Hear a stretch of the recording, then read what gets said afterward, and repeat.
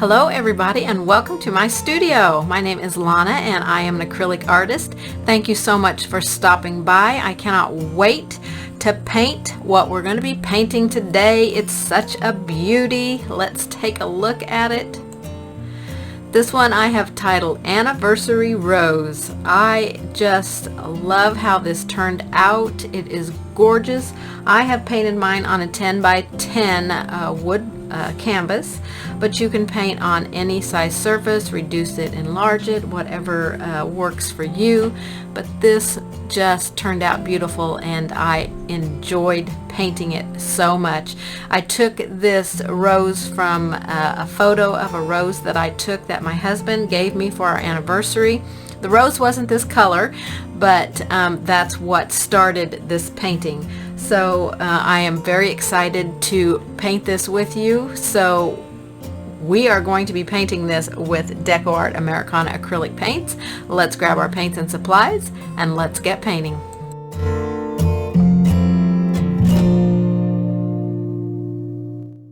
Alright, I have a 10 by 10 wooden canvas here, but you can paint on any surface that you have. I'm going to tell you what I did to get to this point. I applied a coat of multi-purpose sealer with just a damp artist sponge and let it dry, and then applied a coat of white paint. I have transferred on my whole design, but you really at this point only need the outside shape of your rose. We're going to work on the background. All these leaves that I've drawn in here are going to get covered up, so we're not going to worry about that. So I've just got a large damp brush, and I have on my palette Hauser medium green and black green. So I'm just going to pick up both of those on my brush. I'm not going to blend them together, and I'm just going to start applying this. This is an undercoat here for our background. We're going to go up to our rose here. If we get on the rose a little bit, it's okay, but we don't want to get too much because the rose is such a lighter color. We're going to go over our leaves. Don't worry about the leaves. Just a slip slap effect here. Just pick up both colors at one time and just be a little random with them. I'm going to be a little bit careful coming up to the rose itself. Okay, that's the leaf there. I don't think I'm painting over a petal, but if I am, I'll have to go back in and paint it white. Grab a little bit of this other green.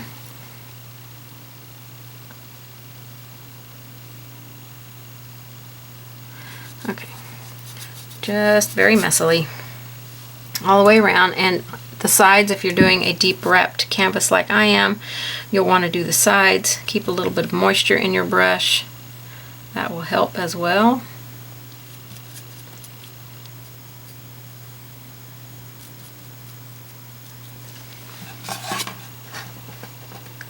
And let me find my pattern here.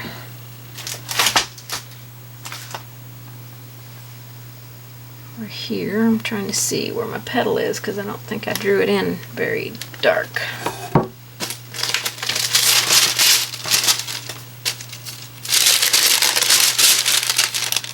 Okay, it goes off of the canvas, so it only goes to there. Actually, I'm going to bring it down over the edge of the canvas, so before I paint my sides, oh, I'm going over the leaf. I don't have to be careful around the leaf.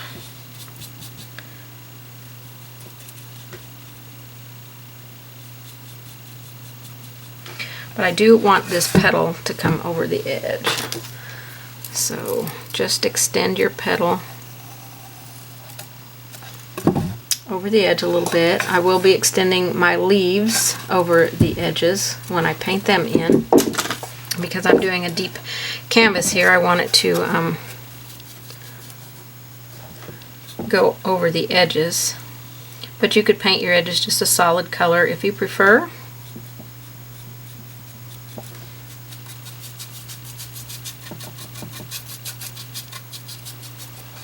Alright, so you're going to just do the whole thing. Don't worry about the leaves. and just kind of slip slap, get it on there. It's going to be messy and ugly, and you know, we got to get through these ugly stages before we can get into the pretty stuff. So I'm going to go onto my edges. I'm going to grab a little bit of water in my paint here and just finish painting out all of my edges.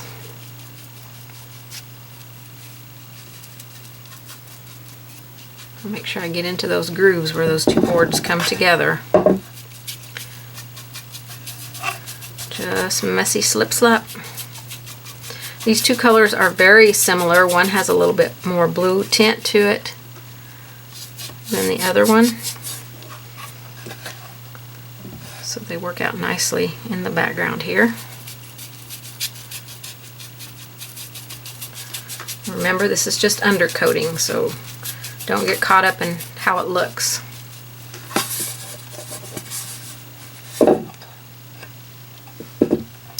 Right now it's not looking like much. Going around this petal that I drew over here on this side. Had it coming over the edge there.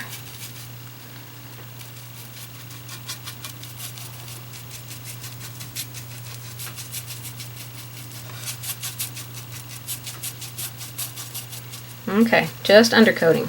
So I do want to make sure I got all of my white areas covered good.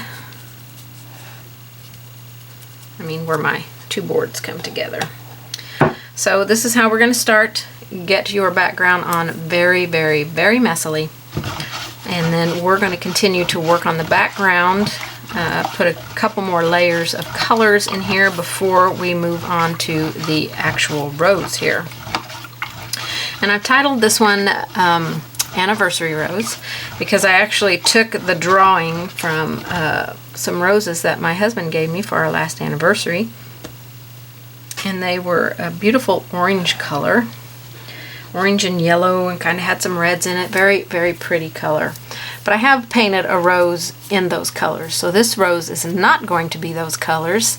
I'm going to make it different. And hopefully it will turn out to be a beautiful rose. So now I want to get all of my background completely dry so that we can apply some more colors into the background here. Alright, we're going to add some more color into our background. It's all nice and dry now. So I've got my Hauser dark green, I've got some Eucalyptus Leaf, and some razzleberry. But whatever light green that you have that you like, this is kind of a bluish light green. And I really like that color. And then razzleberry is one of my favorite all-time greens. So I'm going to double load my two greens on my brush here. And I'm going to start applying these into the background.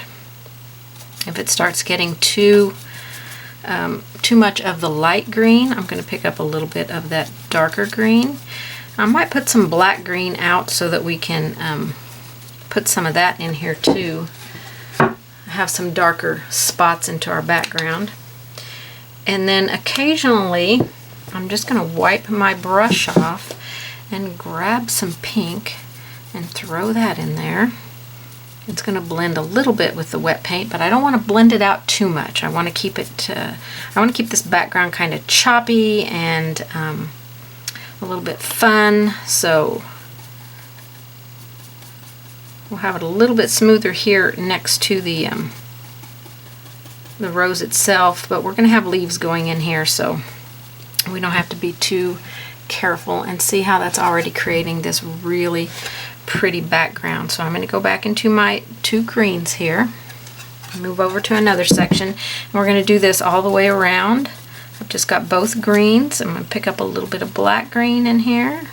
I want that color more close to my rose.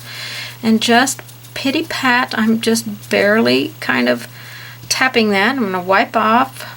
I'm going to grab some pink here, the razzleberry, and just put some of that into my background here and there. Give it that nice little pop of pink.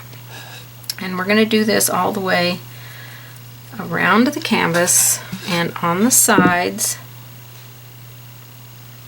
So just continue with your colors.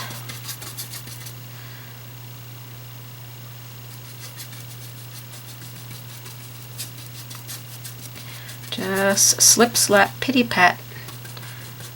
A little bit darker here next to the rose itself. That black green. I'm going to take some of the black green out here as well.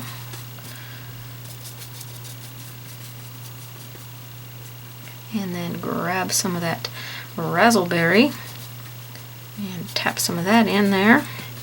And we can come back in and darken our raspberry if we feel like it's just fading down into the background too much. You can go in and tap a little bit more. Remember, you're going to be adding some leaves in here, so this is all background stuff back here. Reload with my 2 greens. Got a little area here that I didn't finish out. Grab a little bit of that black green. Get it next to that rose there, and then pity pat. And I'm going to wipe off and pick up some of the raspberry and just kind of tap it in there. This is a super, super easy background. You don't have to think too much about it. You're just picking up some paint and just very messily putting it into the background.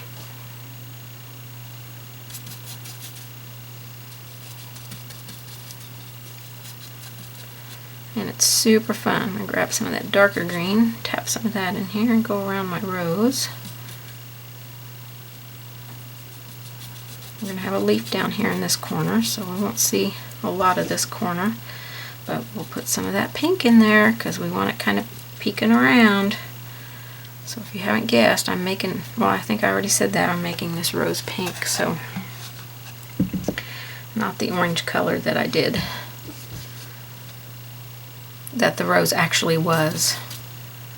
Alright, picking up the Hauser dark green and the eucalyptus leaf, a little bit of that black green here.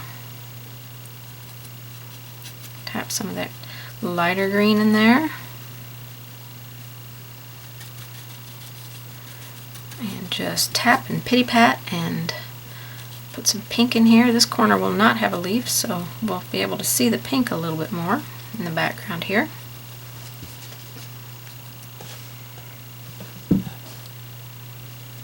And we just got this one section left here to do with our 2 greens.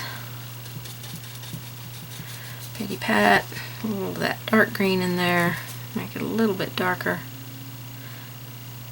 And then I'm going to go around and do my edges, but I'll just go off camera for that because it'll be done the same way.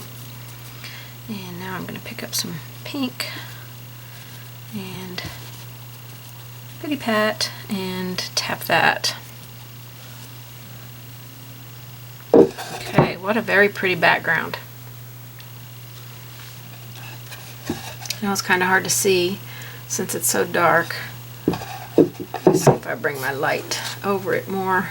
You can really see the pinks and stuff in the background, and I'm going to let it dry. And I feel like my pinks and my lighter greens are too far back. Those are going to be the only 2 colors I'll come back in and add. But I'll go off camera and get my sides done.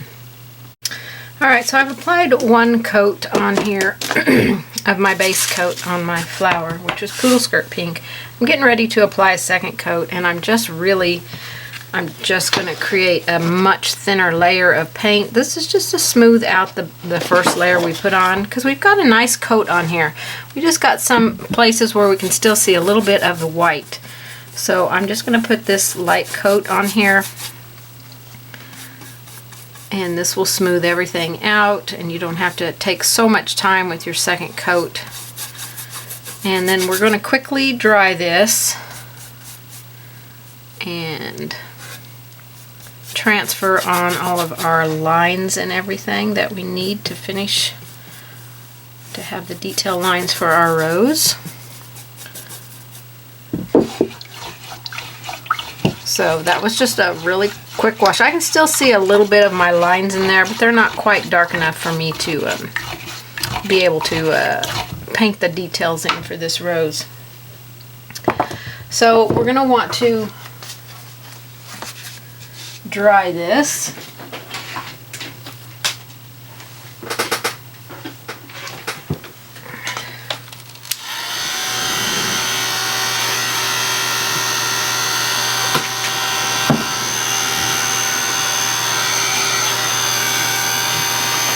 Get it completely dry.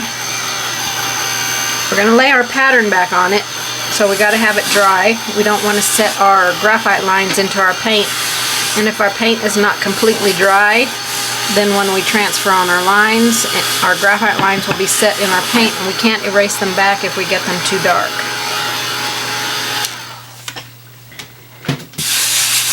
Okay, grab your pattern and place it back on your surface. And if it doesn't line up perfectly, that is not an issue, so don't worry about it. Oops. I'm going to take my white graphite paper and slide it underneath on the side. I took my tape off. I'm not really sure why I did that, but I'm going to slide it underneath here and hold my pattern in place. Adjust it just a little bit here. And now I'm just going to transfer on where my leaf shapes are. And I know I'm going to have these coming over the edge, so I will grab my white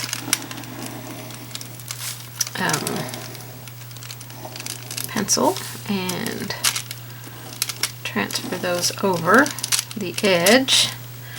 And then I've got one over here on this corner, so I'm going to move my graphite over. And my pattern slipped. It's best if you tape your pattern down.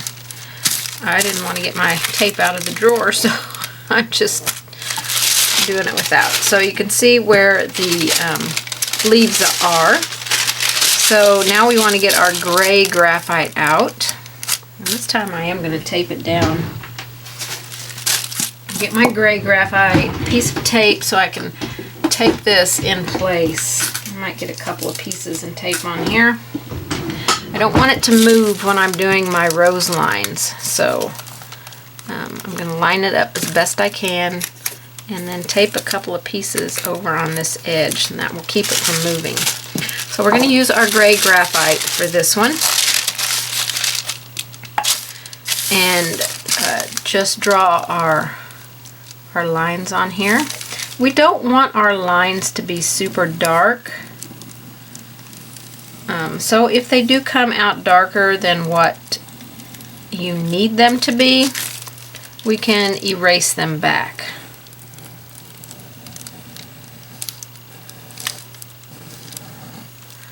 And you can adjust any lines as you need to.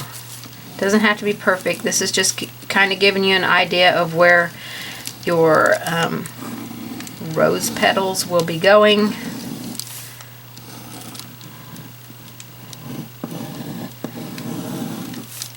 And I'm going to actually be looking at the photograph that I took to see, because this, you can see I did not line up my lines with my previous lines.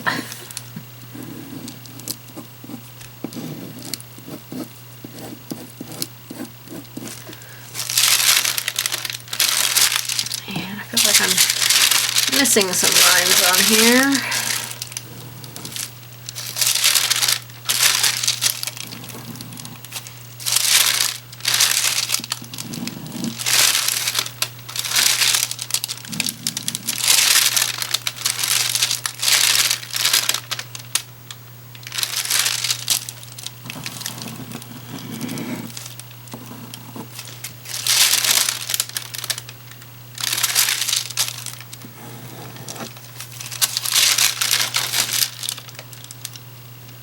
Okay, I got pretty close to most of my lines, it looks like.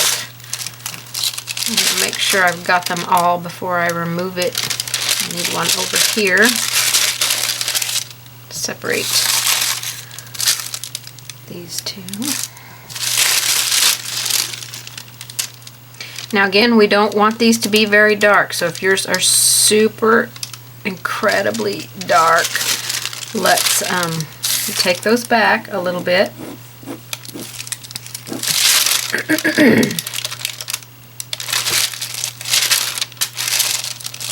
And just make them just where you can just barely see them. Okay, I think that looks pretty good. I think we can kind of figure out, but you put your lines on how it's going to make it easiest for you. So, pattern out of the way. And we're going to get ready to start painting on here. First, I want to base coat in my leaves. So let me grab a little bit of a smaller brush here for the smaller leaves. Let me also grab my pencil and extend my leaves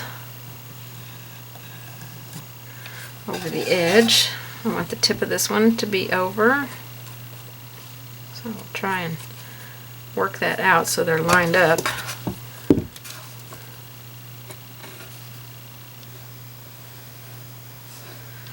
Okay, and then this one over here.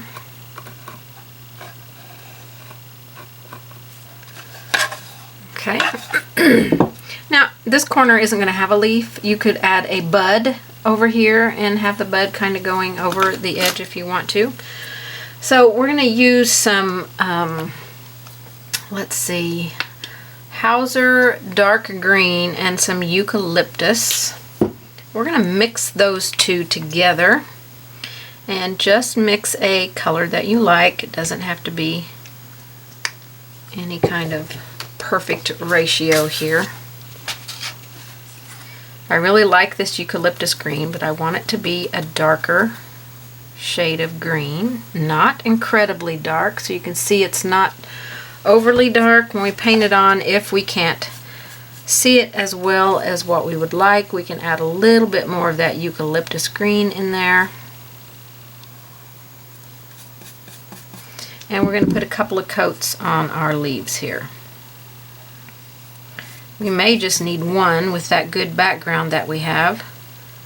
So if one coat goes on really well for you and you can't see too much of the background behind it, then just go with one coat.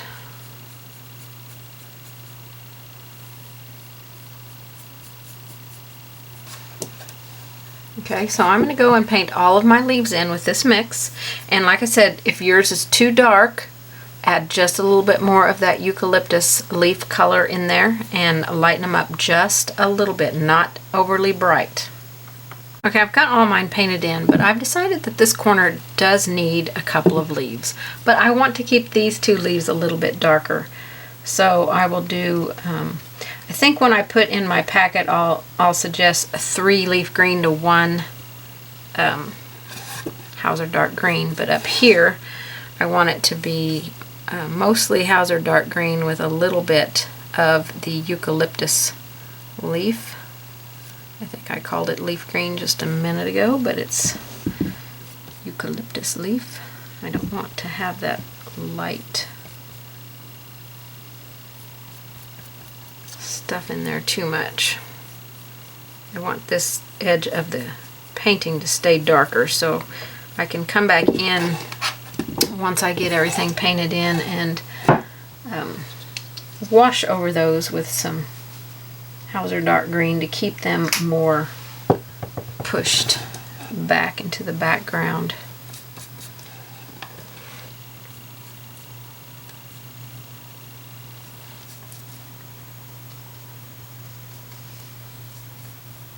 So mostly Hauser dark green on these two. Just a little bit of that eucalyptus leaf in there. And both of these are coming over the edge as well. I drew these in with a ceramic lead pencil so I can paint right over those lines and they will disappear. So anything that you put on with graphite, if you get paint in it, you've got to cover it up with paint. It will be set in your design. So if you don't want it to be seen, then make sure that it gets covered up. I drew all of mine in by hand, so I'm not too worried about it. So you can see those are quite a bit darker up there. And they just have one coat. Everything else has 2 coats. But I will let those dry. Smooth out that edge on top there. And apply a second coat on there. So we're going to be using an angle brush to paint in our rose. Alright, we're going to start working on the rose.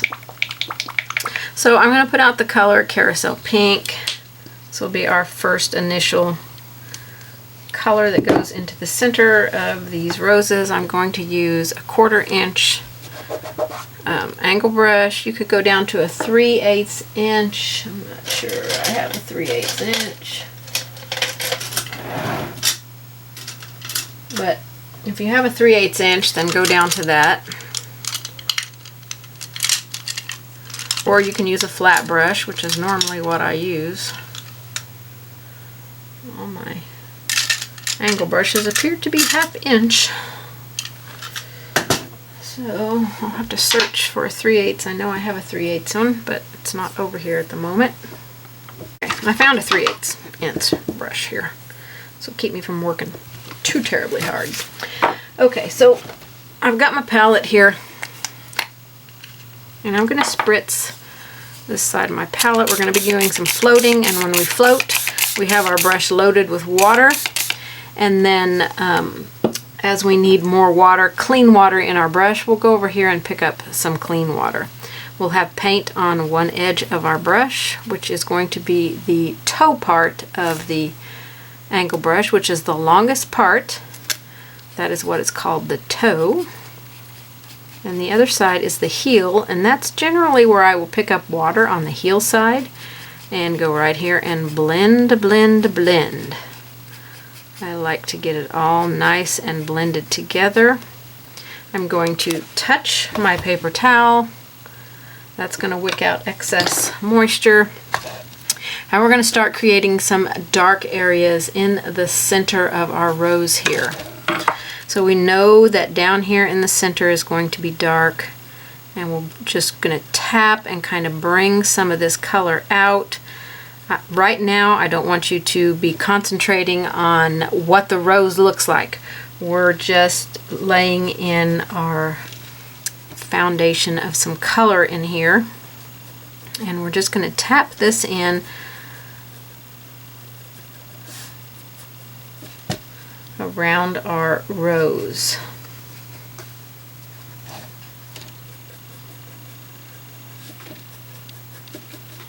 And it's going to get a little bit whiter, and we will eventually get it darker, but for now we're just putting a little bit of this color in to start building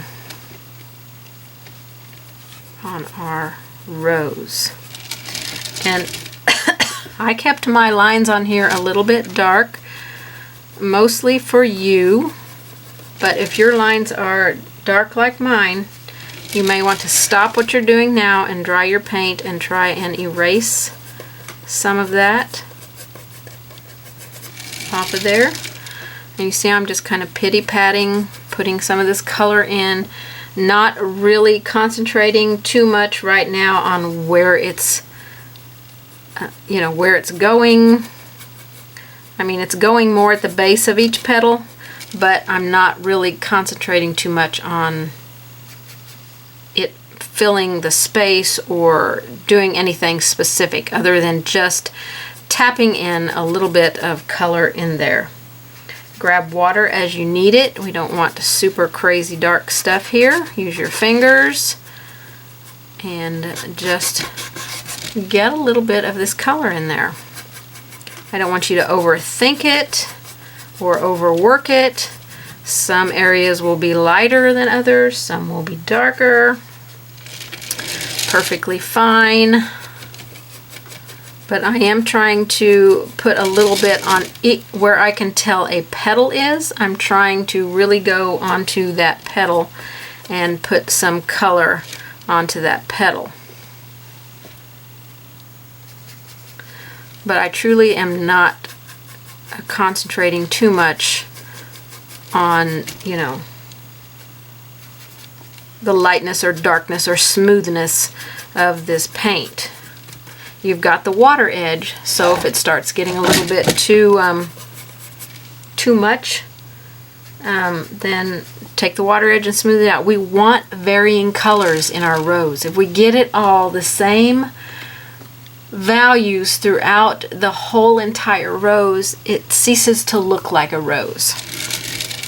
So Do some light ones, some dark ones, add a little bit more water to your paint and get some really light ones, especially out here as we work our way out to the larger petals. We definitely want these to be lighter out here.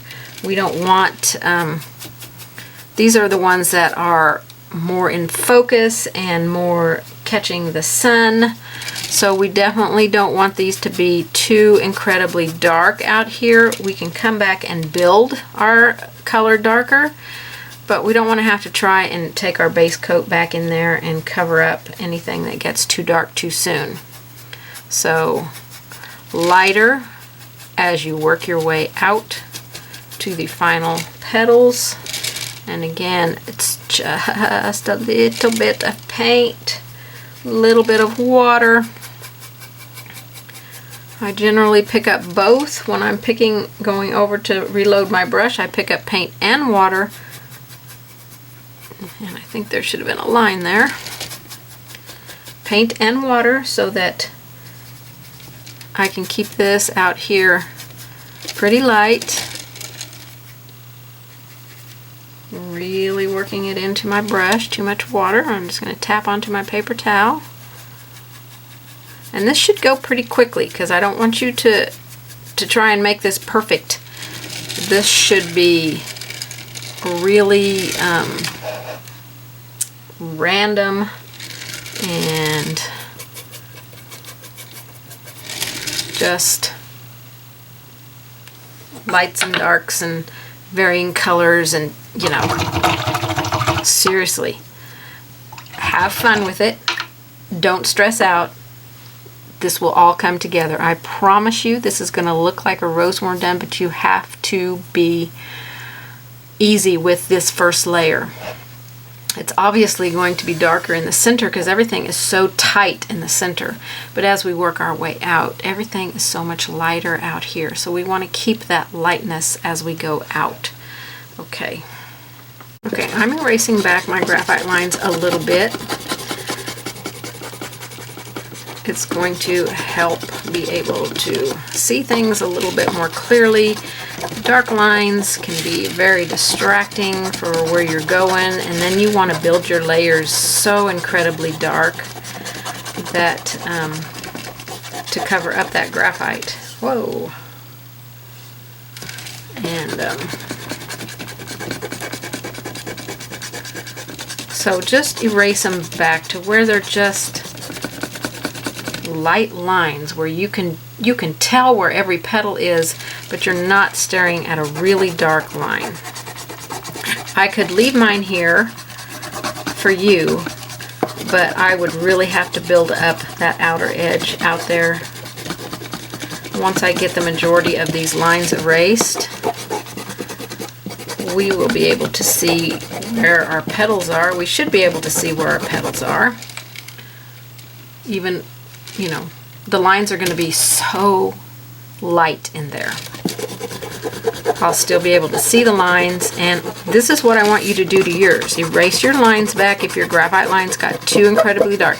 If you've gotten paint on yours as you're painting in that first color, they're not going to erase back. So we will just, you can take a little bit of your base coat color and go over them just a little bit to take them down into the paint a little bit. And then as we paint in our layers, they will eventually fade away. I'm going to leave most of the ones in the center, I think. They're not super dark in the center. A couple of them are dark. But I want to keep those lighter lines in the center there. And remember to brush your eraser shavings into your trash can. Oh, or if you're brushing them off on your table, right here on your piece, remember to brush them the opposite direction that your paint is.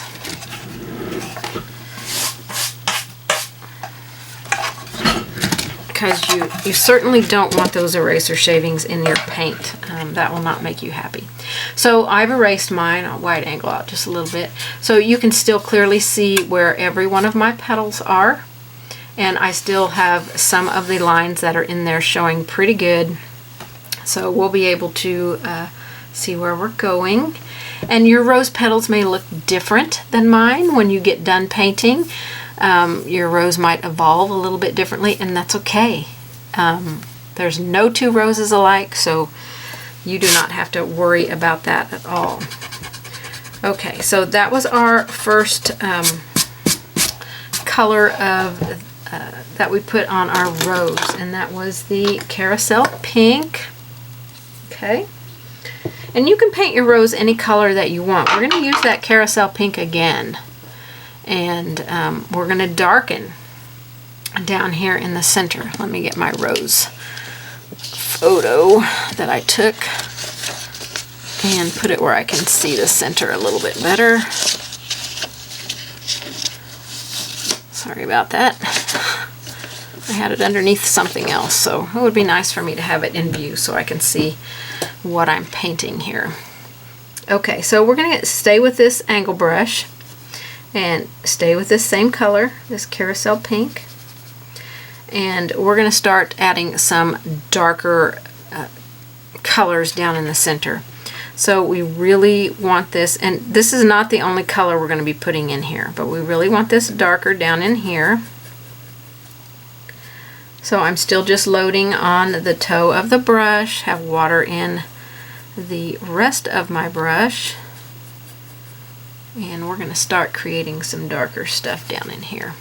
It's all going to be fairly dark, and then we'll add some lighter colors on top. But we'll also be adding some darker colors down in here.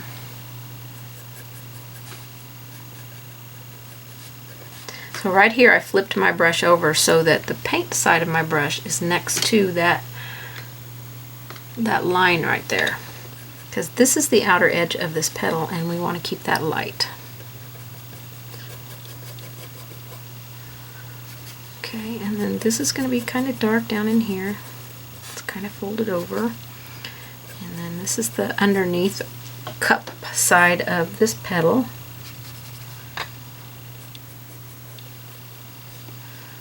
And then a little bit of cup here.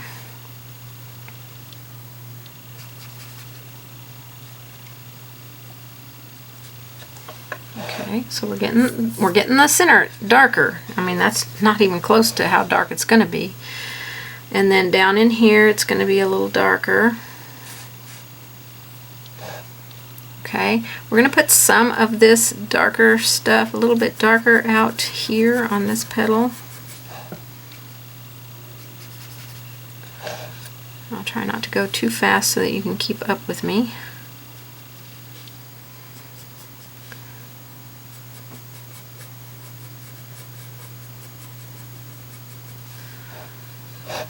Okay, I put some right through there because that's the upper edge of that petal right there.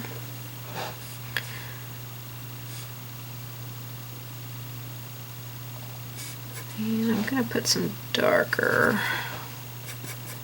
I need to change the angle that I'm looking at my photo because the way I have it on here is not the same direction that the photo is, so I'm getting my petals mixed up a little bit.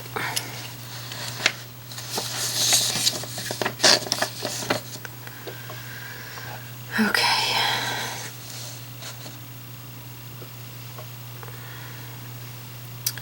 Alrighty, let's continue on here, and we want some darker right in through here. This is a really dark area in the rose. We're still just using the carousel pink. It's a very, very pretty color. And let's see, I'll go out here. I'm going to bounce around the flower a little bit.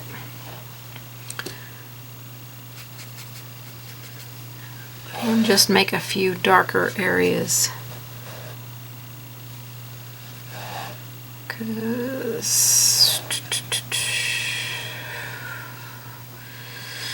yep, I think I'm just going to have to make this on my own because I've got my photograph is turned in a different direction and it's getting me all confused. So I'm just going to figure out where I feel like the darker areas need to be a little bit down in here. There is 2 petals right here, so I'm going to try and separate those 2 just a little bit. Okay, most of the rest of this stuff is going to be lighter, but we are going to have just a few darker values in here, and we can come back and intensify any of this stuff that we need to. These are much lighter out here, not a lot of extra color on them, so I do want to put a little bit more on this one out here. Very light amount of color there. I think I'll have to wide angle you out so you can see the whole flower. And I'll make this one a little bit more pink. Grab some water in my brush. Make this one mostly this pink. It's not going to be. It's just a little bit darker, a little bit different color than the rest of them.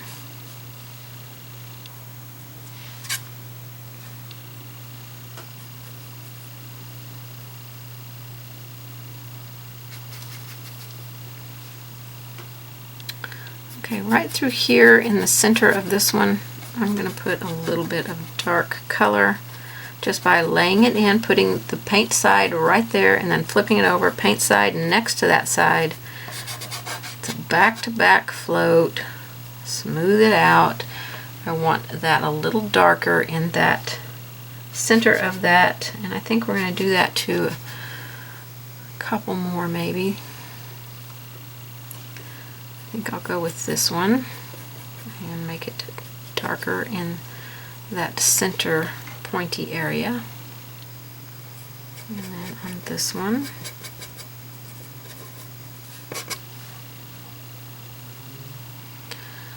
let's see if there's any others. I want a little bit more darkness out here.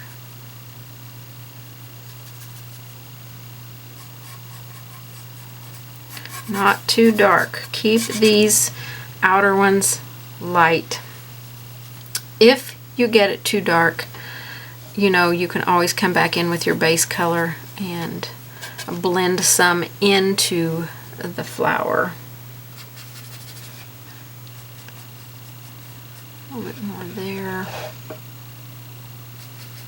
I think on this one I might put just a little bit of this color, but I'm really going to wash it out with some water in my brush. I'm going to make it extremely light.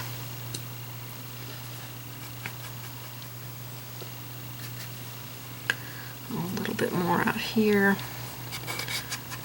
Not too much. Don't get carried away. I know I'm going to keep saying that a lot, but I want you to keep it in the front of your mind that we should not be getting these colors very, very dark. This is going to be, I hope, such a soft pink rose. Okay, we know that this has to be quite a bit darker in the center, and we're going to work on that.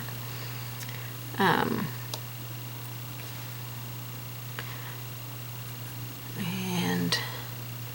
I think I'll do a little bit of the light stuff coming up into that one. Tap it with my finger there. I don't want it to get too dark.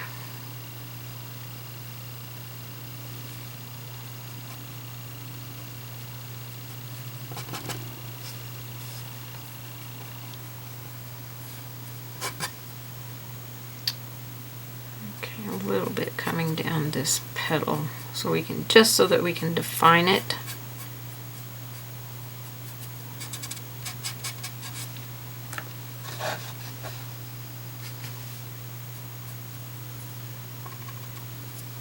I keep tapping it off and taking too much off because it's kind of wet. Okay, that looks pretty good.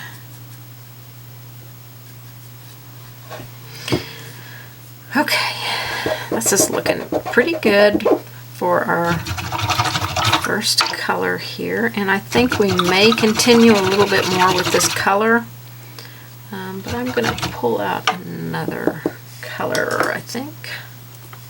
Okay, I want to dirty up a little bit of this pink, so in order to do that, let me put some Hauser dark green out, or some black green, either one will do. Get it to come out of its bottle here. Thick paint didn't want to come out.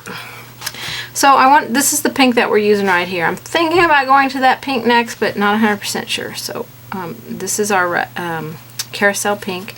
And I'm going to add just a tiny little bit of green in there and dirty up that pink just a little bit. It's going to make it a, let me get a bigger brush and do a larger amount for you so you can see that better. So, oh, too much water. Get some of that water out of my brush. I'm going to grab a bunch of pink here. Okay, and a little bit of green. And we're going to mix that up, and it's going to make this kind of dirty pink color. Okay.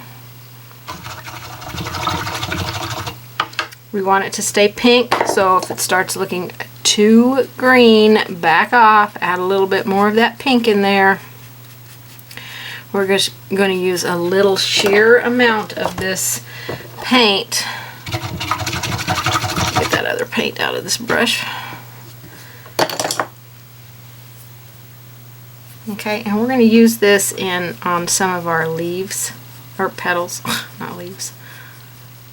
I'm going to put some out here.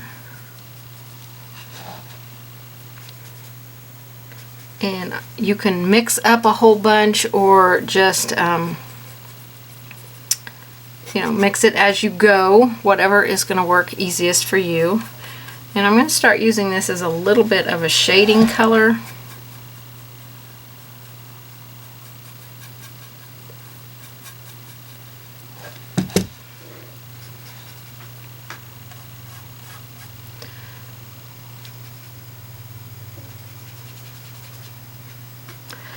I have to find a new spot to mix. I got way too much water there. So a little dirty pink, a little bit of water. Let's keep it on the sheer side. Don't let it get crazy dark. You see, mine's not super dark here, but you can tell the difference. I'm going to bring this all the way across here. There's actually two petals there.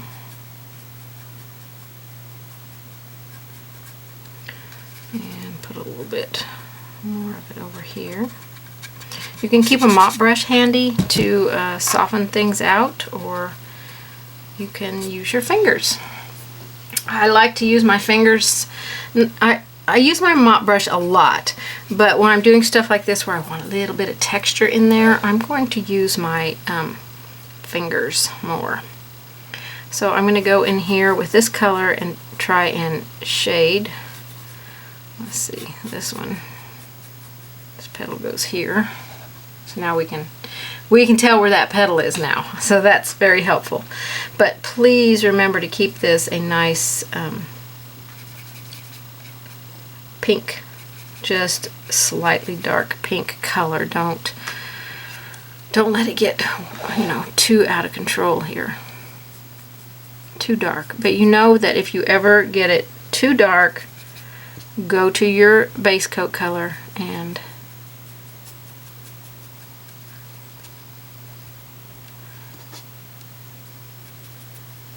add some of that in there, you know.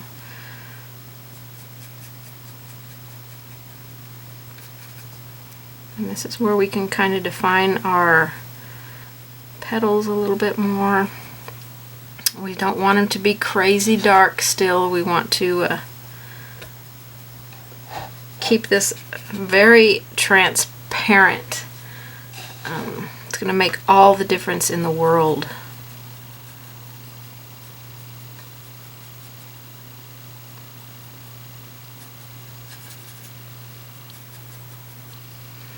Okay, so one of these petals I'm going to make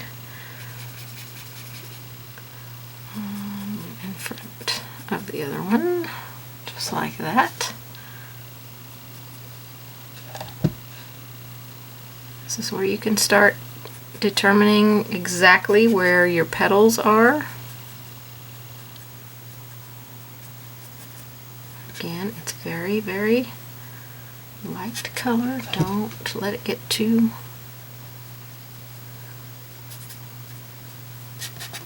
I know I'm going to repeat myself constantly, but I want that to really resonate in you, that this color remains a very soft, muted color. Do not let it get dark or, you know, opaque. This is a transparent color that we're using here.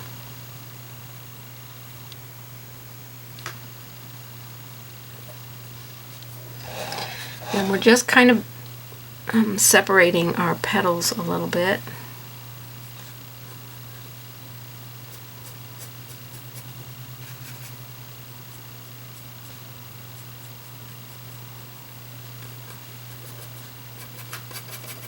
And some of these petals will get a little bit more of it kind of brought up into the petal.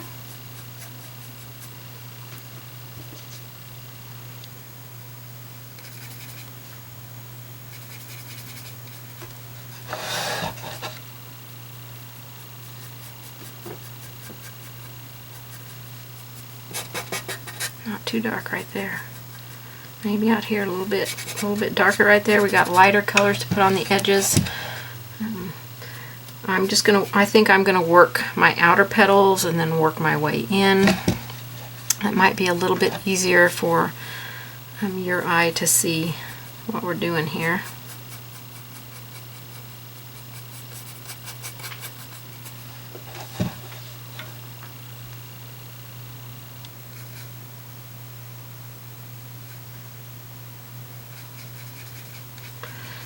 A little bit of green, a little bit of pink, water mixed together, nice soft sheer color. Don't want that to be too much there. Put a little bit here, soften it out.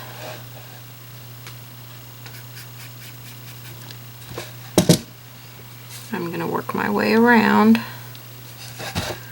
the rose, so I'm going to do all the outside petals now. I know I did a few of the inner ones here, but I'm going to work my way around with the outside petals.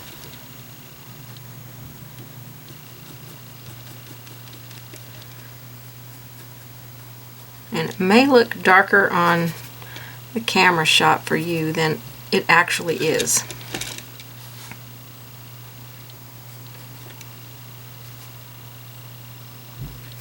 It is really pretty transparent.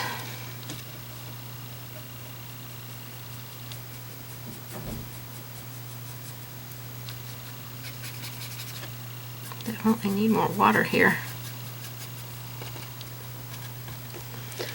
I'm gonna need my mop brush for that one because that one's pretty wet.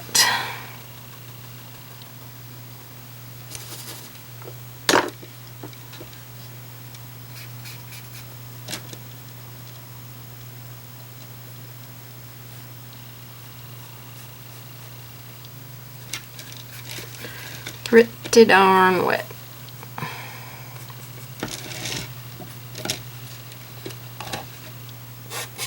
That one's still got a pretty dark graphite line on it, so that's kind of what you're seeing there, is more the graphite line than the paint.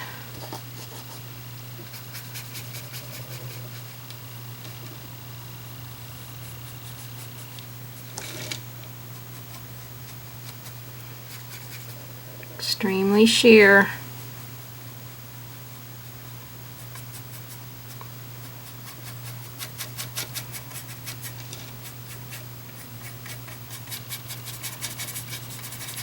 Just kind of bring it up onto the petal a little bit.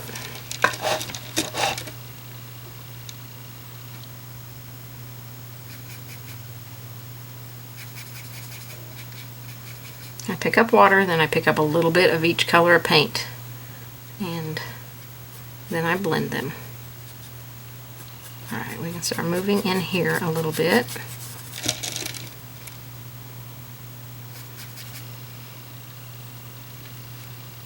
Some of these other areas. Start creating some a little bit darker values in here.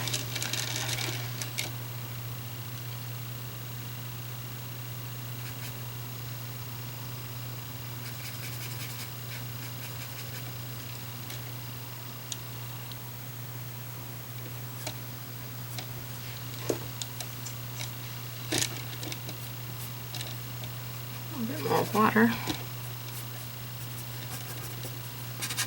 Don't want it to be very dark.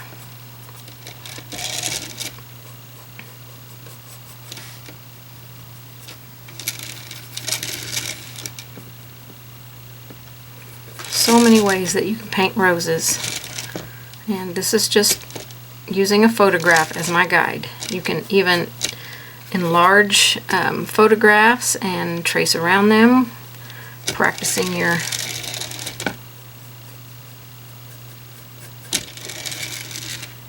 painting skills.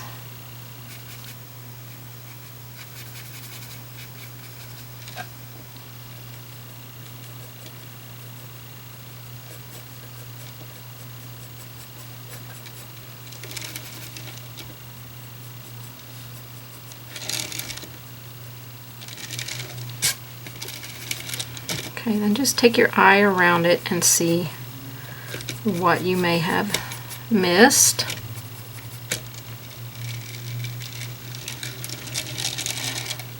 If anything stands out too brightly, then you know you probably missed it. Like right here for me, needs to be a little bit more muted. And we don't have to be too worried about the center down here. Again, it's got a lot of stuff to go yet. Okay, I hope you're being able to determine now the petals that are more on top. So this is the way it goes, or you know, the separation of petals, I guess I should say.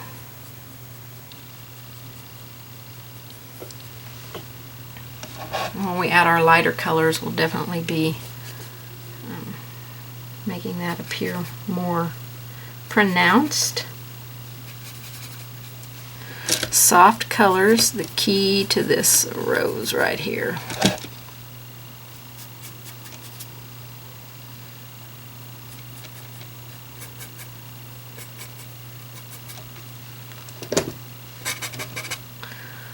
Okay.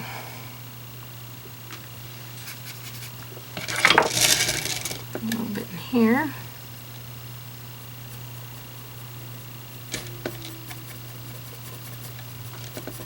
I don't want any hard starting or stopping lines in this.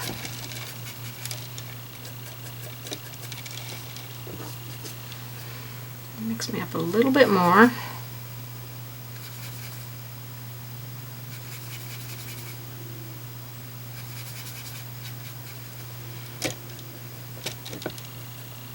Go down in here.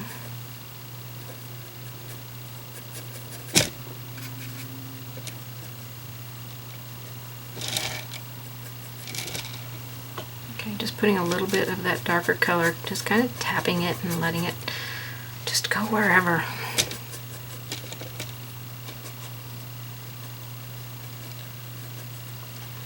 Okay, that's really making that center look like a tight center now.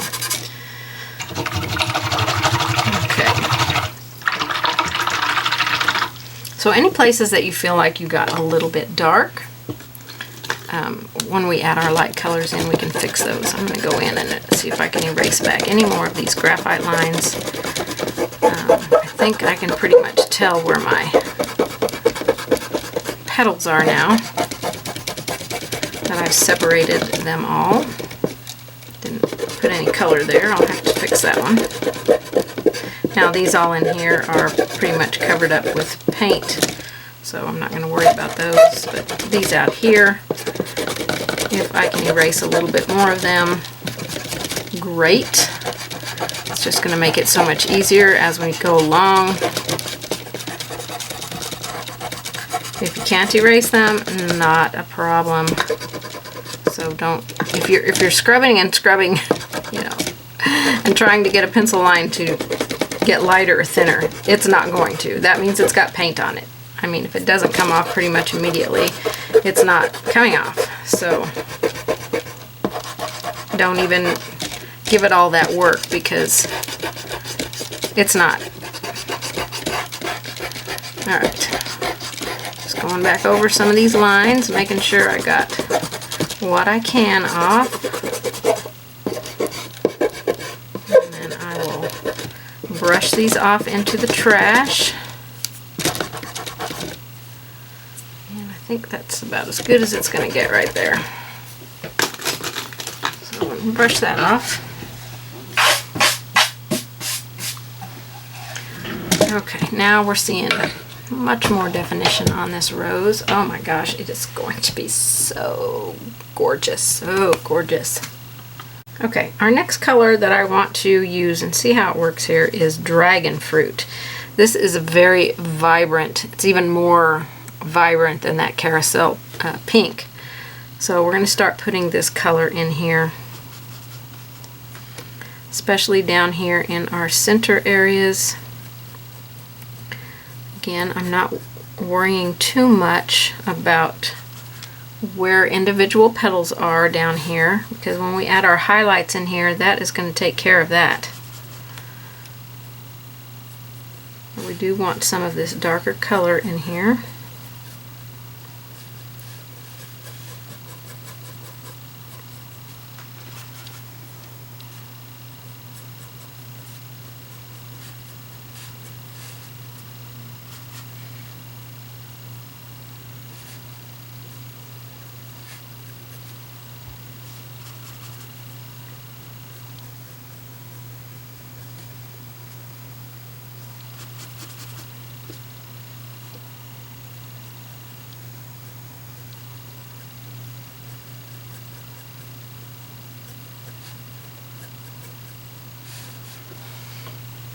Okay, that's getting the center nice and darker.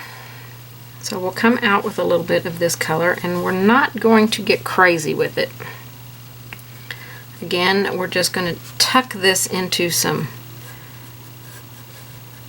of those places where we put a little bit of that other color to create our little bit of our more shadowy places. Just a nice softness here.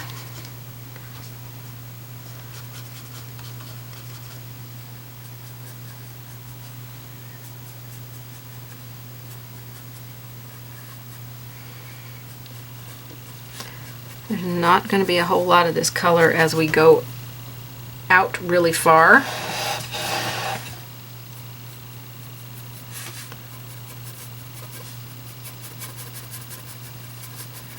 If we need to come in and add this, we can, you know, out in the outer places. Any of your shading places that you felt like were a little bit too dark, this would be the time to settle those down in there.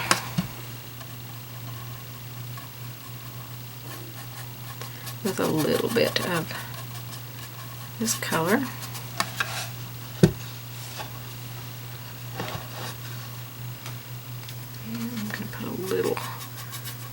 A little wash of this in here. So a little bit more of a pink petal.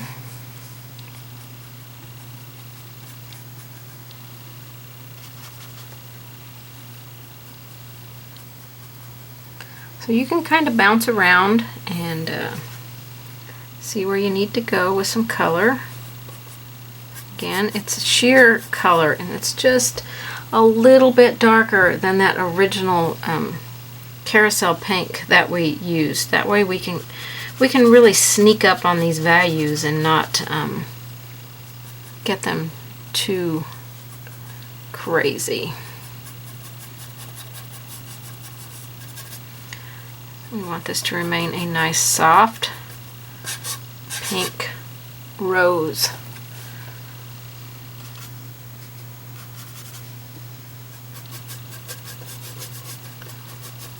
Very light amounts of color. This is a lot of floating on this design.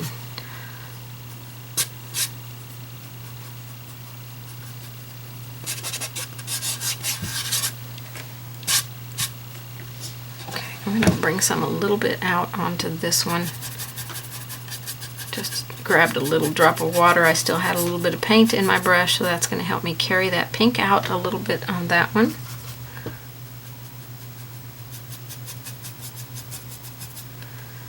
Okay.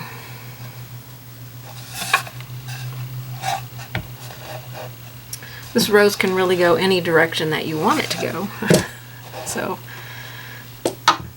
and right now it still looks extremely confined into its shape, but we will take care of that when we add our highlights. And our highlights we're going to add after we paint our leaves in. We're going to do a little bit darker in the center, and then we're going to start building up our highlights in here. Okay, so our really deepest, darkest color in the center of this flower is going to be cranberry wine. And it's another beautiful pinkish red color. Almost leans a little bit to the purpley blue side, but it's very transparent. So it makes it really nice for getting these really dark values in here. And I'm just going to kind of tap this in here.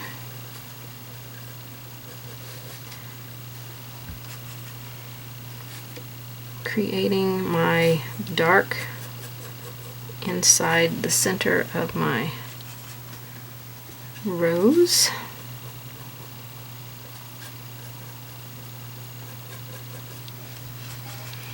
We will define shapes of petals when we add our highlight, so do not get caught up in how this is looking in the center.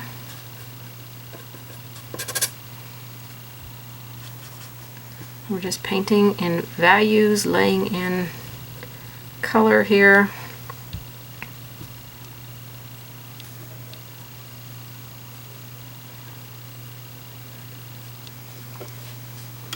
Creating that tightness inside the center here.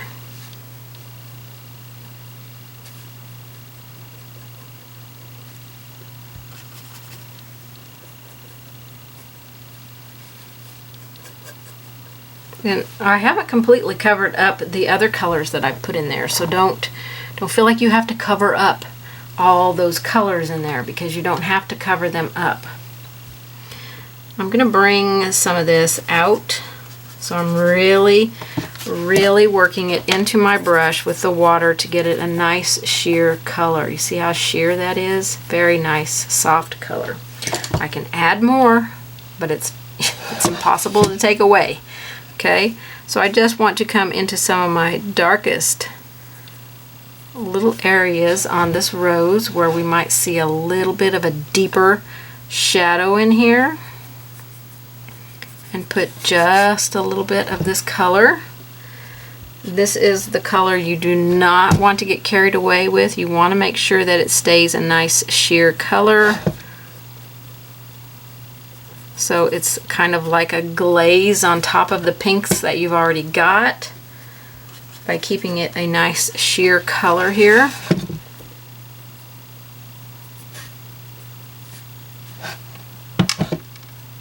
And so just any place where you want to create a little bit more of that depth in there.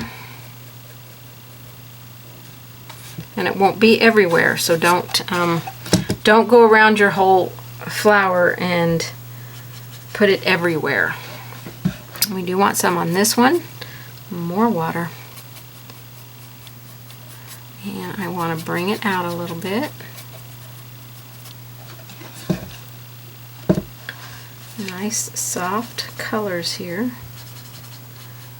You must have water or this is not going to work. Put some here.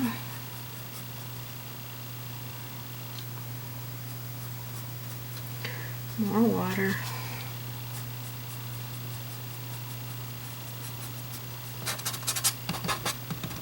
Tap that down with my finger because that got crazy dark. Okay, I want to go over here and put a little bit more. I know I put some there already, but I feel like it needed just a scooch more. And let's see. There will just be a few key areas for this, so don't feel like you're going to be putting it everywhere. You know, some of your little V areas, those are the darkest places in your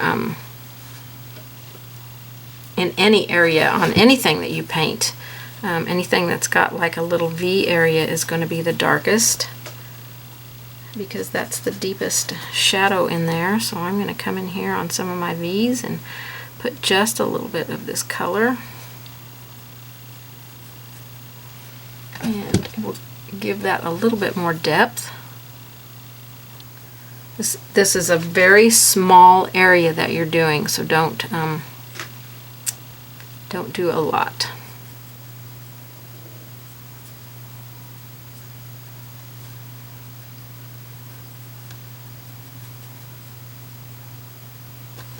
So you just find your darkest areas.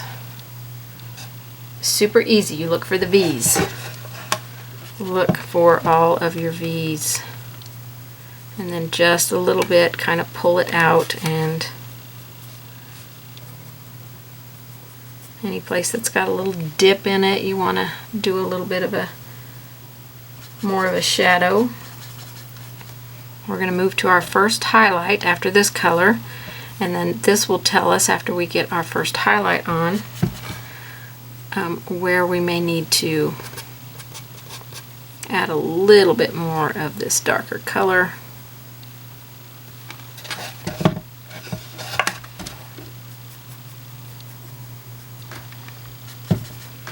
Just a little bit.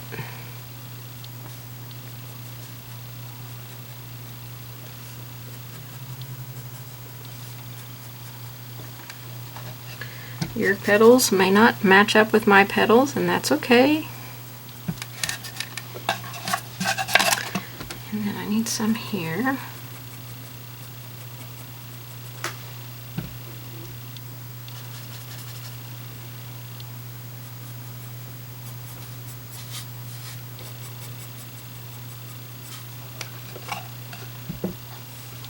I'm going to wide angle out so you can see the rows a little bit better. So we've created our really deepest areas in this, which should be pretty easy to see. All of our petals now. We can tell where the shadows are, and I need to put some here.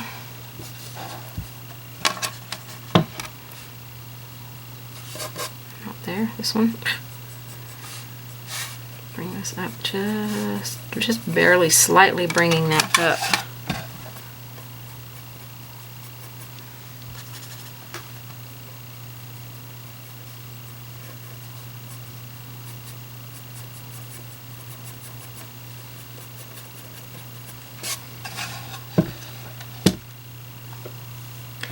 Okay, so adding some highlights in here is definitely going to help you see the center of the rose much more.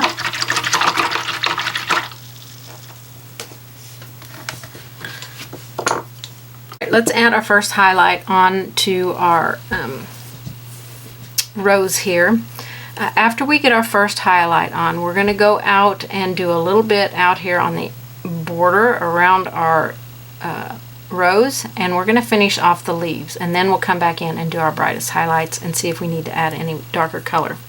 So for our first highlight, I'm going to start with this 3/8 inch angle, but I will move to a 1/2 inch as I come out onto my bigger petals. And I'm going to be mixing Poodle Skirt Pink, which was our base coat color, and Warm White. And I'm going to do 2 Warm White to 1 Poodle Skirt Pink. I'm using my angle brush, and I'm going to zoom you into the center, because when we do the center here, if your lines are still there, you can follow your lines and create. I'm kind of lifting the brush and just creating some fun little, you can give the brush a little bit more of a push to give it a little bit more of a edge to the petal. But these are very tight in here.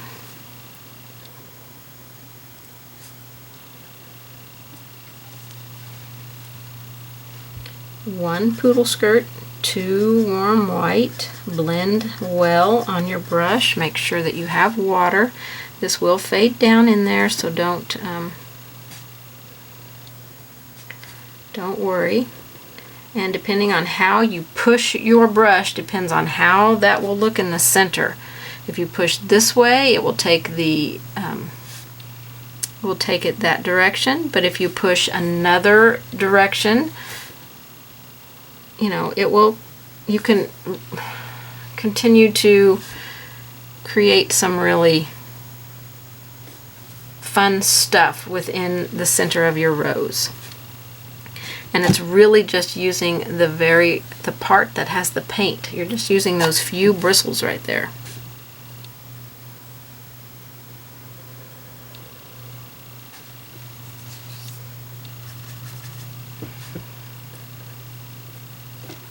Now out here on this bigger one, I'm going to need just a little bit more water.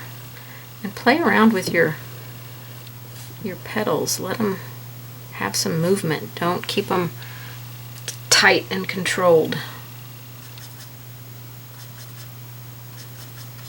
You know, don't, when I say that, I mean don't make them just a simple solid line.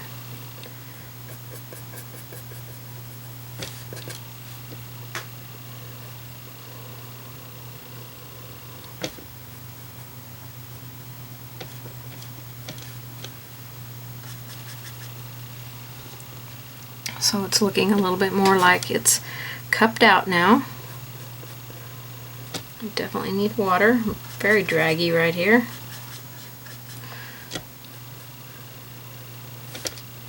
So I'm up on the very chisel edge. I'm going to lean it out that direction and give that petal a little bit of a fun little twist. Let's just put a little piece of a petal right in here, that we can just see the tip of it.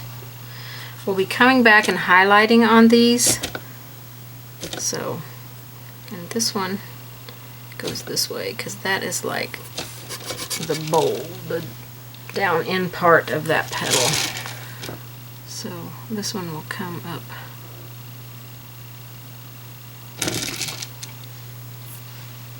A bit more water, that's always helpful.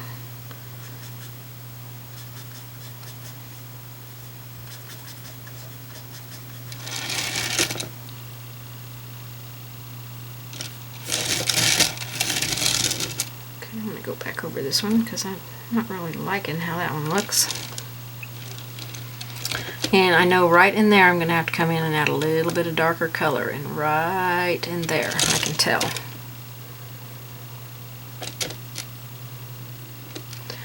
And I don't want all my petals to connect to each other. Keep them unconnected as much as possible.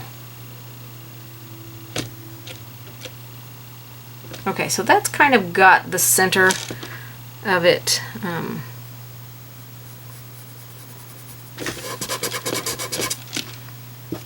gonna take a little bit of that off right there. Don't like that line at all. So I'm going to use my white plastic eraser and very gently with a little bit of water remove that where it's not quite such a drastic line there.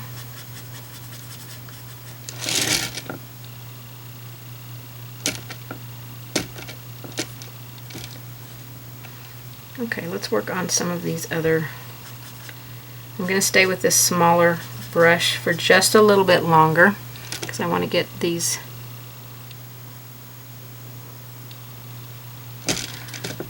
petals. Once you start adding your highlights on here, you can really tell where you need to come back in with a little bit of one of your pink colors and add a little bit more of the color in here.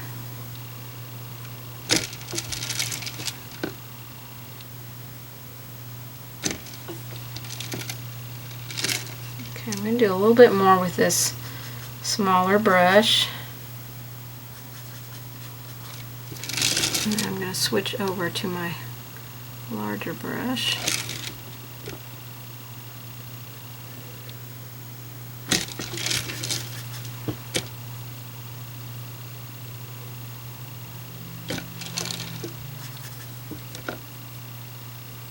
I like to give my petals a little bit of a wiggle. So a little bit of a wiggle will give that fluffiness, and we'll come behind it and shade a little bit if we need to. And we'll be going over this. Now I'm just going to pull a little bit of that color, what's left on my brush, into that. I don't want it to get into my very dark color, and just soften it away. Okay, we are not trying to make our brightest highlight here, so don't be trying to make it your brightest highlight to begin with. Okay, I'm going to switch over to my 1/2 inch angle. I may have to come back to this one in some of the smaller areas because that 1/2 inch angle will just eat up the whole space of that leaf. I think, well, actually, I think I'll just try and continue with this one and see how far I can go with it with this 3/8 inch angle brush. Alright, let's continue on here. So I'm going to go to this one here and start adding a little bit. So as I come across this petal, I'm going to lay my brush flat, and then sometimes I'm going to lift it up a little bit to get a thinner line, and just kind of go back and forth to create a little bit of movement in the petal. You can keep it all nice and smooth and perfectly shaped. I mean, there are many rose petals that are that way. So this one I'm not going to give as much. I'm trying to see where I put my little bump outs. Let me wide angle out. So you can kind of tell the ones that I've done, which ones I haven't. This is going to be a subtle highlight because we're using our base color here to start out with, so our highlights don't get too bright too fast. And we just have mixed our poodle skirt pink and some warm white, and we're just very gently going around. You can pull some of that, and some of these bigger roses, we can pull a little bit of it down into the petal. And then these places where we kind of made a line, we can highlight next to that line. And just pull a little bit of that down in there. That's going to keep this a nice light pink rose. So remember, this is going to be a subtle highlight on here. It shouldn't really, we can notice it in the center because our center was so dark, but it shouldn't be super noticeable out here on the other petals. We're just making a nice soft, fun little rose here. Now, if I can tell where I've gone, that would be helpful.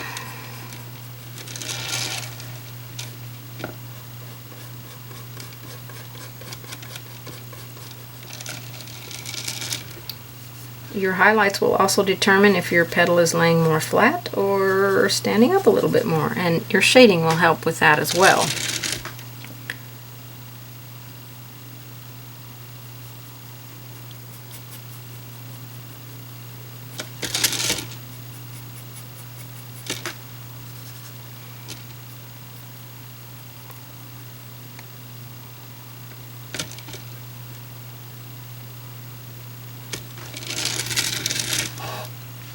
Okay, definitely getting some petal definition in here. I'm loving it. 2 warm white, 1 of the poodle skirt pink,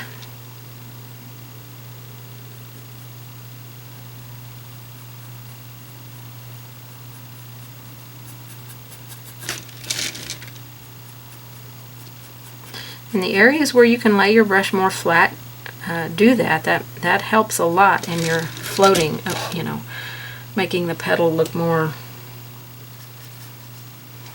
I don't know, more shaped, depth, I guess I should say.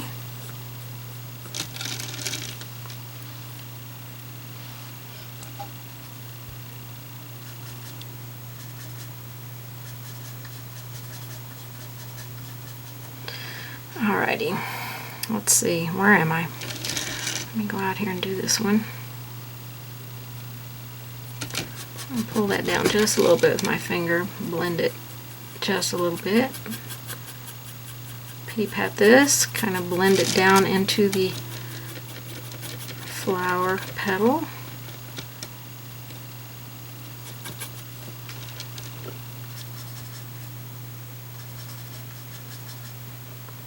It's going to smooth out our petals and make everything shaped nice.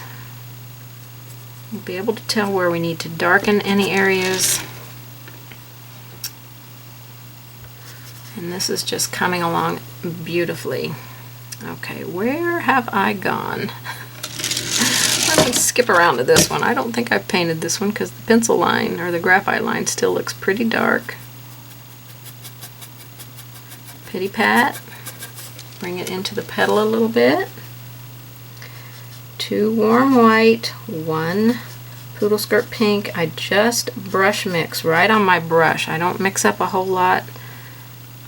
Varying colors in your painting makes it look more realistic, so don't get caught up in exact mixes. Play around with your colors and have fun with them. Okay, looking good. I have to mix almost for every single petal because I mix just enough to get around a petal.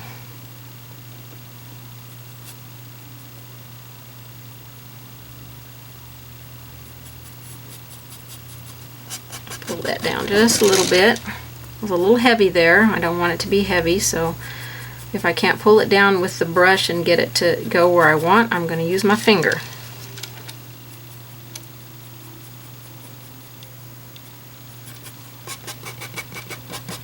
And my finger's also going to help soften out anything that we need softened out. Go ahead and go into this one.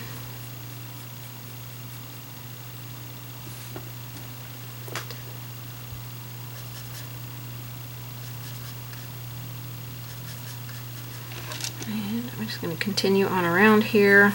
Let's see if I can get them all their first highlight. Oop.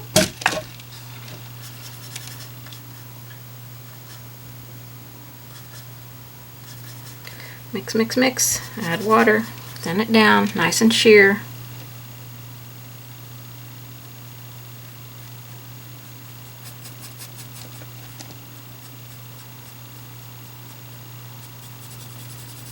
Definitely want that to kind of blend out a little bit more there. This is an outside edge here though, so we want it to have that definition.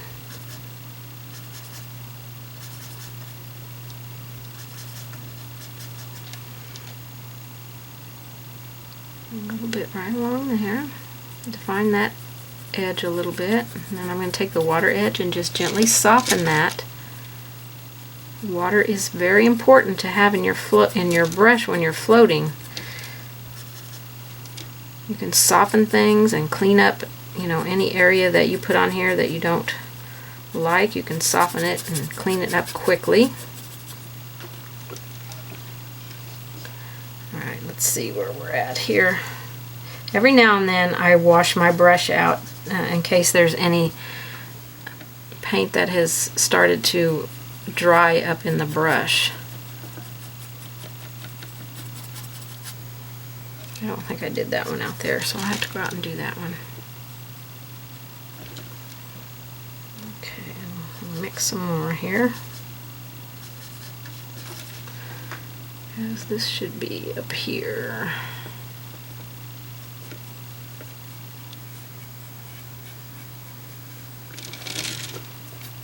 A little bit more down into the petal.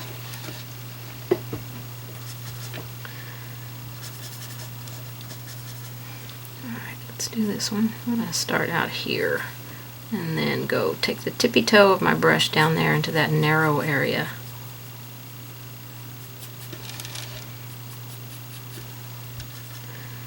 To mix some more here. Grab a little bit of water. Got to keep it nice and soft.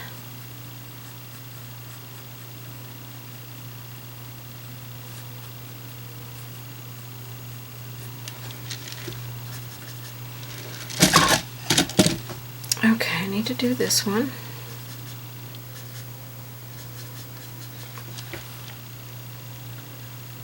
This is our first highlight. I know I've said that a couple of times, but I'm just reminding you this will not be super incredibly bright when it dries, and we don't want it to be.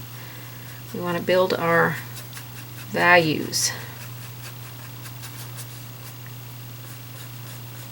And go beside that center area right there. Any of these that have a center area, I want to go beside them. Okay, let me see if I've missed any up here on top. I think I've got them all for their first coat, except for this one that goes over the side here. Up on the tippy toe. Soften, soften, soften.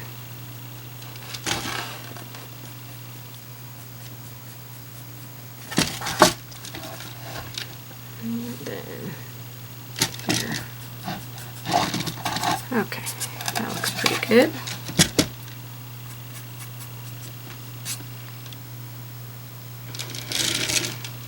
Okay, I don't know if I got that one and that one or not. It's hard to say. Looks like I did. It looks like I got all of them their first float. So we're really starting to see a rose develop now. Alright, so the next thing that we're going to do is work in our background just briefly.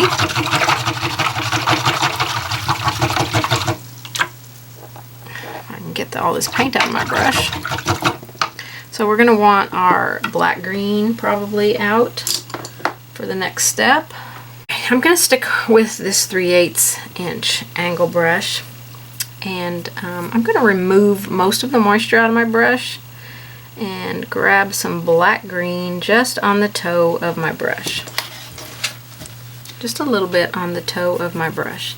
Now I have my Hauser dark green here. If I need to, I can add a little bit of that. But I'm going to try and stick with just the black green here. And we're going to go out to our outer edges. And I want to create a little bit of ruffling or something in my petal. You do not have to do this. It's going to probably take a couple of coats of, well, let me add a little bit of berry wine or cranberry wine to it, and that will darken that green just a little bit, make it more opaque.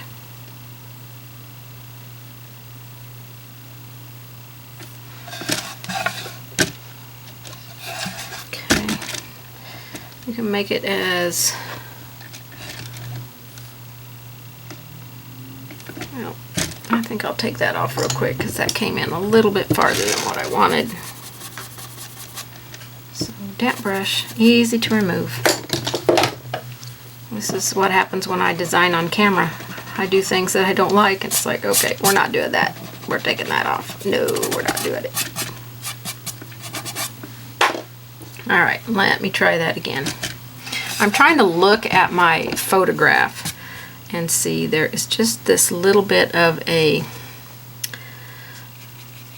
wavy stuff going on the flower petal.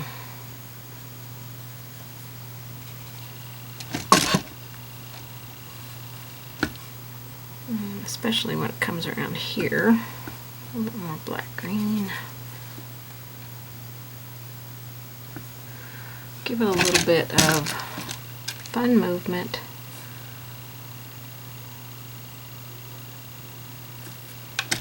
In the petal, the ones that are in the background. Now, like I said, you do not have to do this. You can keep them a little bit more smooth, but I want mine to have a little bit more of a movement here, and I might have to do this a couple of times to get it opaque. I don't want them to be quite so smooth, and I'm also cleaning up any edges that I don't like. So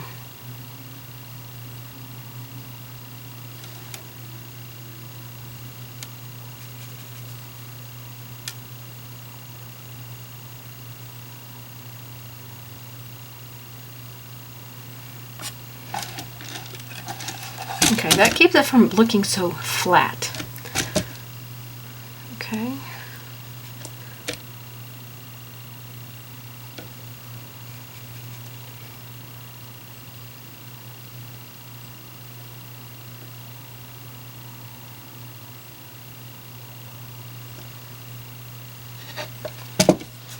See how much more fun it makes it.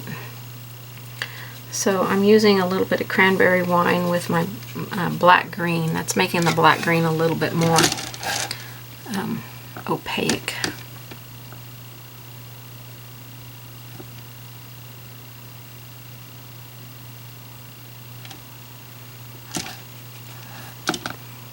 And just have some fun.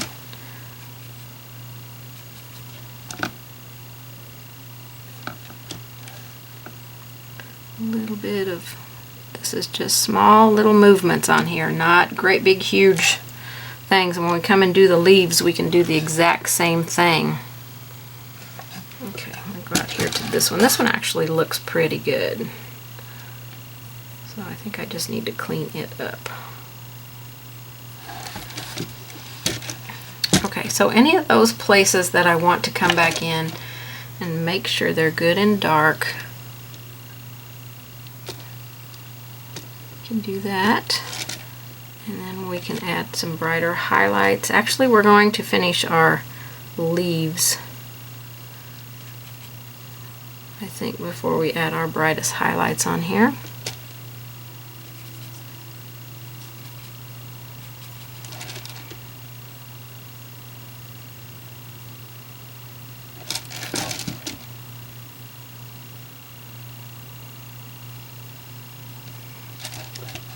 Okay, that looks pretty good. We just did a few of those. Just a small amount. That's all you need. Let me wide angle out. You can see it a little bit better. So I just did a couple here, one slight one there, a couple on this, and then some little bitty places there and some little places here. Did one here. That's all you need. We need the flower petal to not look flat.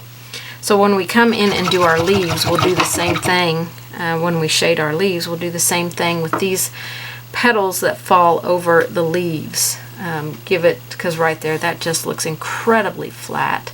So we can give that more movement right there. This one doesn't look too bad, but I want it to have a little bit more movement on it. So we're going to be moving to our leaves. I'm going to draw my centers in here.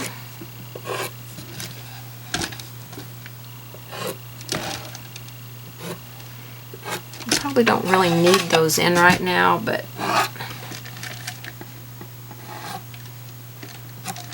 this one comes over the side and like that. Look at that. That is looking so incredibly gorgeous. I am loving it already, and we're not even done with it. It is turning out so gorgeous.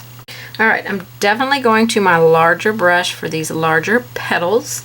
We're going to have black green out, so if you need some fresh out, put some fresh out. I also want you to have some cranberry wine out so we can darken up that green. This is the color we're going to start with for our shading on our leaves. So I'm just going to side load that black green. And I'm going to start with it. Let me zoom you in. And we're just going to start on our first leaf over here. Now I want to create some of that movement in our flower petal, so I'm going to give it some little wiggle and stuff going on here when I create this first little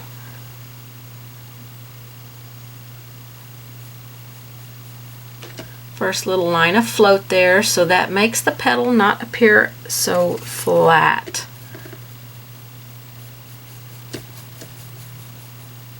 Okay, I'm definitely going to take my mop brush and kind of join all that together and settle it in there.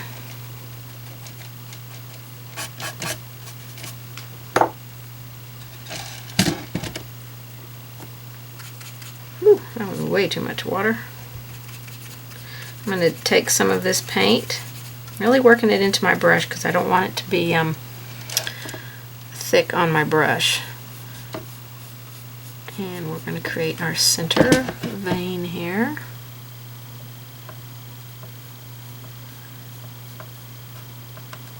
Oh, I was coming over the edge here. Kind of had it out of the camera shot there. So we're just getting some first shadings in here. Now I could probably, oops, let's see, what was the greens that I used? Hauser dark green. I think I might back it out to a Hauser dark green because that black green is incredibly dark. So I think I may quickly remove this. Maybe not all of it, but most of it.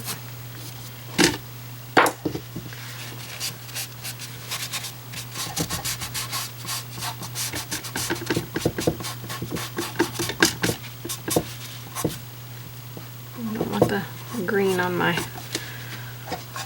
petal, although it would be just fine. So I'm going to change that from the black green to the Hauser dark green.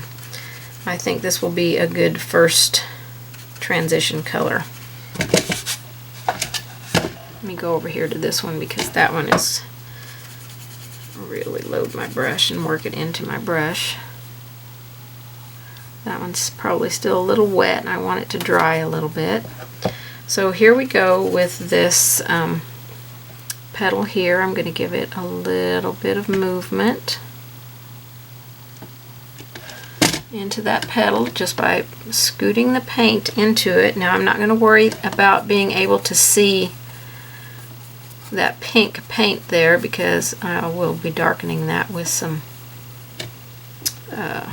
black green.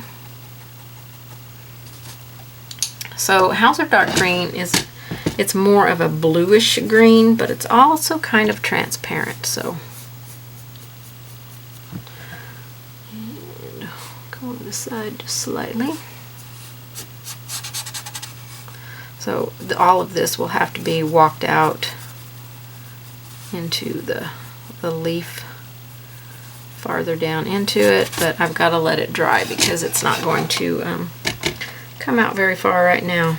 Okay, I'm going to go back to this one, and it's going to remain dark right here where I had that black green. I could have just brought my eraser in and erased all that, but I know I'm going to be darkening it anyway, so I'll just leave it.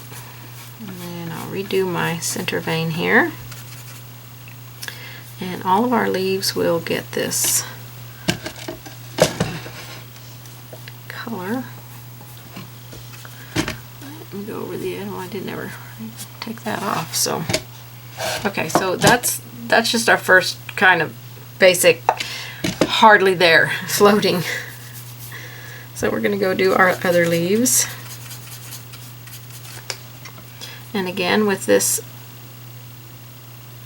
petal, I want it to have a little bit of movement.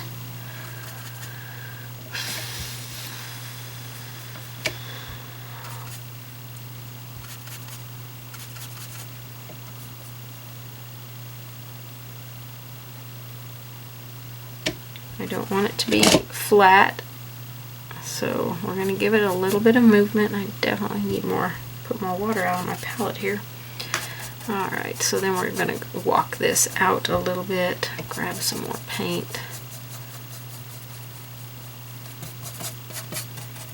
And this is going to be a subtle first float. We won't see a huge variance of color here because this, I think this color is what we mixed for the leaves, so we won't see a lot of it right away. Ooh, there's a ginormous amount of paint there.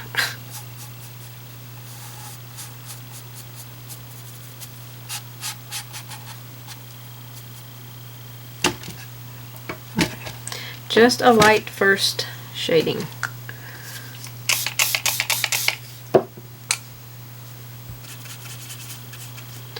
Alright, these will all get some shading at the base of them. I'll put a little bit coming up this side here. And then our center vein.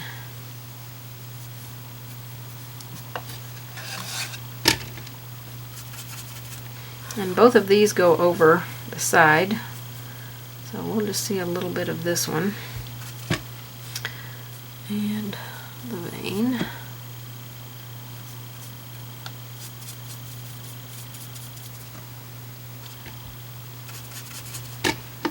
And this one here gets shaded right at the base. And then we'll work the center vein here. Sorry, I keep getting you off camera when I'm going over the side. It's a little tricky there. Soften it down a little bit. Oh, goodness gracious. Okay, now these two over here are darker, so I am going to want to go with the black green on these two because these are my darker leaves over here. So again, I want to create a little bit of movement in that petal.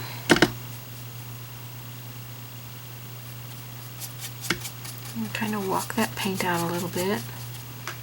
And we'll create our center vein, which goes over the edge.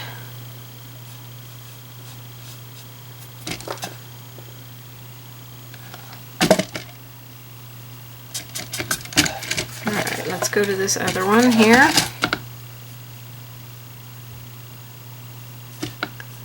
This one already has a little bit of movement, but I want to give it a little bit more.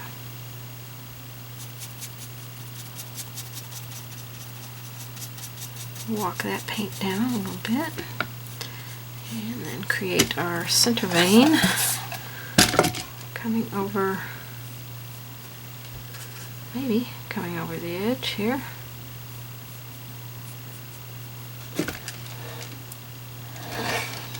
Okay, oh, I got this one here. I completely forgot about it. So even with that first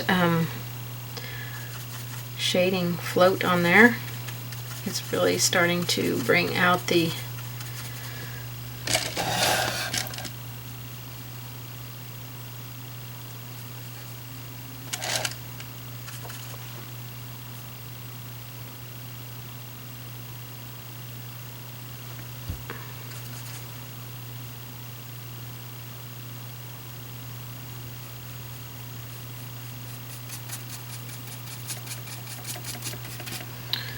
really hard to get this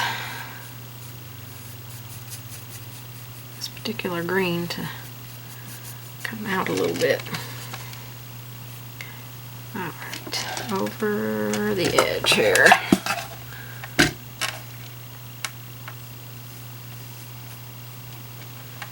Okay, so that got us our first little roughed in shading. Let me wide angle out. You can see it a little bit better. So you can definitely start seeing some definition in our leaves, and we've got a lot more to go on those leaves because, you know, they're going to have some jagged edges like rose leaves have, and we're really going to give some definition to them. So not only is the flower going to be well defined, but the leaves are going to be well defined as well. Okay, so I want to create a little bit of jagged edges on the leaves. So I'm going to use my eucalyptus and my Hauser dark green, mix them together. It's what I mixed to paint in these leaves. I believe these were the two colors I used. So I'm going to see if this will work out for me. So I'm just going to take my angle brush and I'm going to go on the pointed edge of it. So I just have it loaded on that one corner and just wiggle it back and forth and get a little bit of a jagged edge on my leaf. So on this one I'm going to flip it over so I can go away from me this time. Need to mix a little more paint. Okay, here we go. Just like sawing back and forth, just creating a little bit of that jaggedy edge. I think that needs to be a little bit more.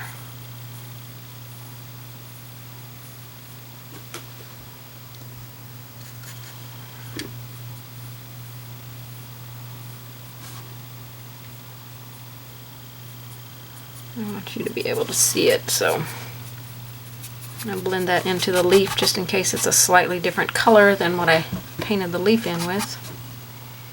Okay, so I want to do that on all of them, I don't want you to worry about making them perfect. I think we get caught up on everything being perfect and we don't really need to. This just needs to be a little bit of a, I mean, you can do it so quickly without really thinking too much about it. Let's see if I can get this up here. Get it where you can see it and I can see it. How's that? See, and that one's just a little bit of a wiggly thing. So let me come to this one. And see, I'm just being a little bit more loose and carefree with it now because that's going to make it look a little bit more realistic instead of having it tight and controlled. Okay, so I'm just going to continue all the way around on all my leaves, and the darker leaves over here I will use my darker colors for it.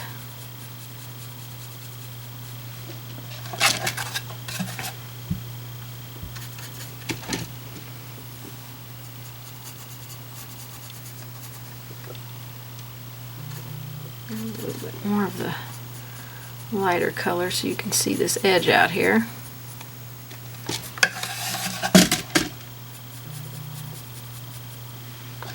Oops, I have it on camera for that one. I was doing a little bit more on the end here because I couldn't really tell where I was going there. So we're getting a little bit of jaggedy stuff there. The smaller leaves don't need too much, but we can put a little bit on them.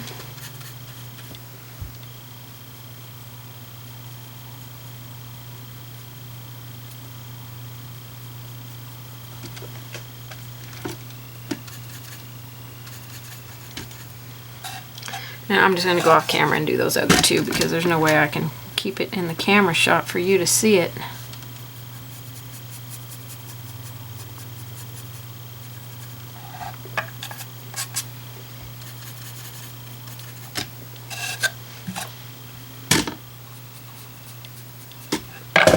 Alright, over the edge. Over the edge. Need more paint. I'm not doing too well with this edge. It's too high up for me, I think. Okay, well that leaf is just a sad, sad leaf. Good thing it's over the edge because that's sad. Okay, so the two darker ones, I'm gonna get it up here in camera shot here because I gotta bring it to me. I'm gonna use the black green, and I think I used Hauser medium green. No, I put a little bit of that. I don't really know what I use now. I'm gonna have to read my instructions.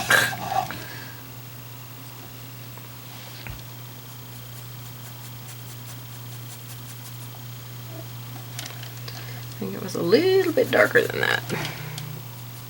Ooh, not that dark. That must have been more of the Moorhauser dark green.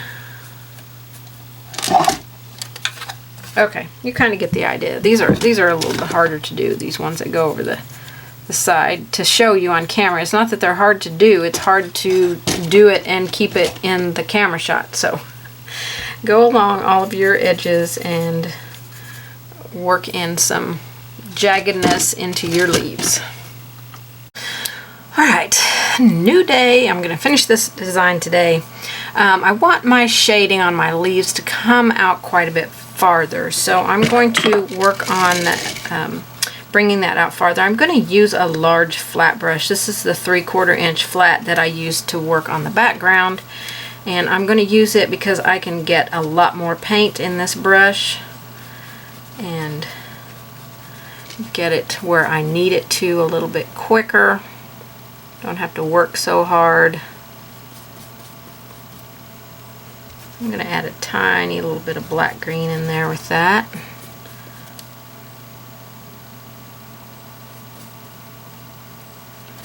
And then I really want this to come into the leaf a whole lot more than it does. I'll let that dry and see how it's looking. Go down here on these smaller ones and put a little bit just at the base of these small ones here. Your leaves can have as little or as much detail as you would like them to have. So I'm just mixing my two greens here.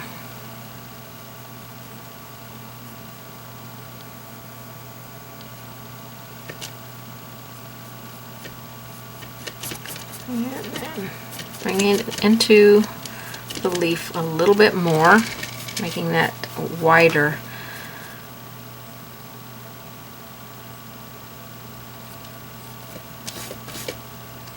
A little tiny bit more here in this one. Bring it into the leaf.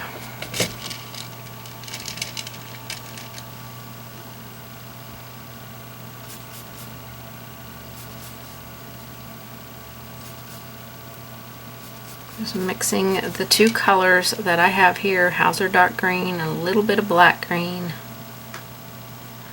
We will come back with our final shading will be just black green, but we need to get this in here first. Okay, now I want to create the other side of the center vein here. So I'm going to float my shading color, get a little bit more paint and maybe just a little bit less water. These two greens mixed together. And I'm just going to come down, bring it down like that, let it come down to the end and kind of meet. There should be a little gap there in the center.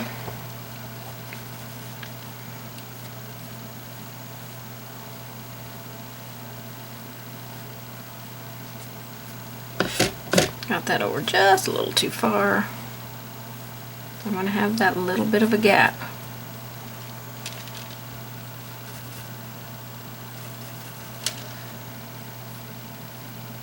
You can go down to your smaller brush here. I just was using this brush, so I just continued to use it.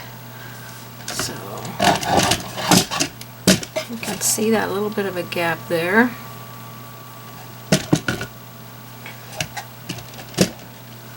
And this one here.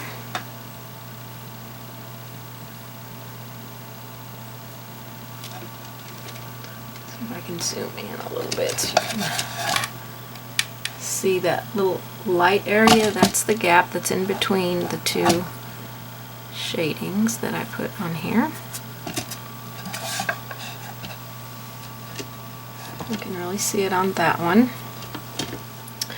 So let me see if I can do these little leaves with this ginormous brush here.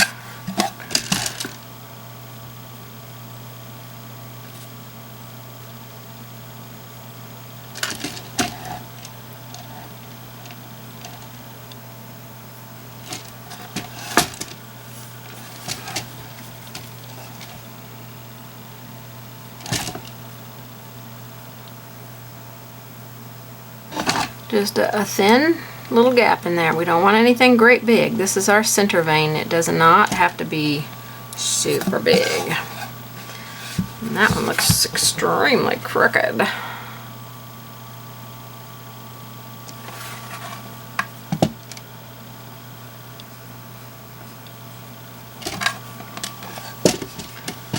There we go. Okay. So get you back on camera shot, wide angle out. We're going to do a little bit more shading on these leaves, again with our mix, and then when you go up here to this darker leaf, you'll just use the black green, but I'll do those off camera because it's all the same, and those are really over the edge, so I don't want to be constantly. I'm just going to show you these three. All the rest of them are done the same. I want it a little bit darker on this side of the leaf, so I'm going to pity pat some darker colors in here. Give it a little bit more shading. Soften it out on that water edge. Just a little bit of darker green. We're still going to add our highlight and everything in here.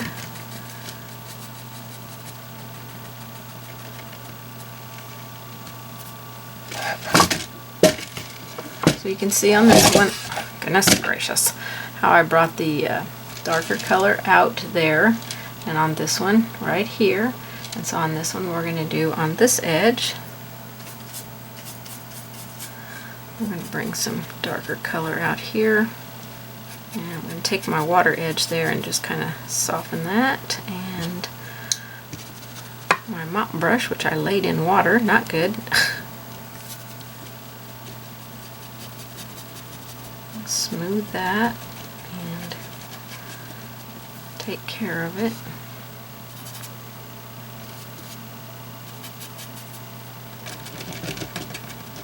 Just a little bit darker in that area. Okay, so I'm going to go up here and do the small ones and this one here, and I'll finish this one out here. I'll probably put the darker side over here on this edge.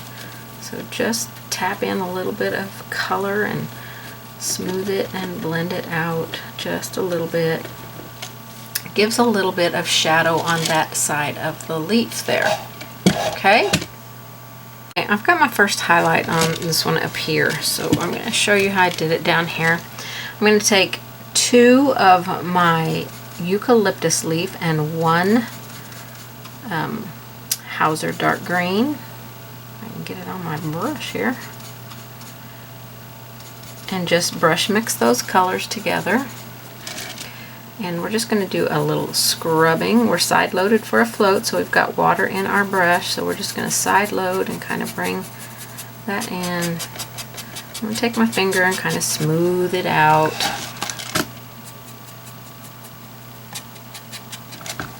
Bring it all the way to the end. I did the little kind of back and forth to give my jaggedy edges here.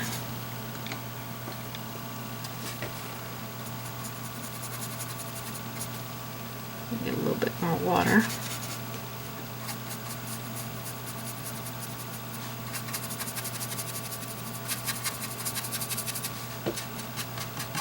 And you can use your mop brush to do this as well. I'm just going to use my finger and kind of pull that color back into the leaf a little bit. Make sure I get my tip.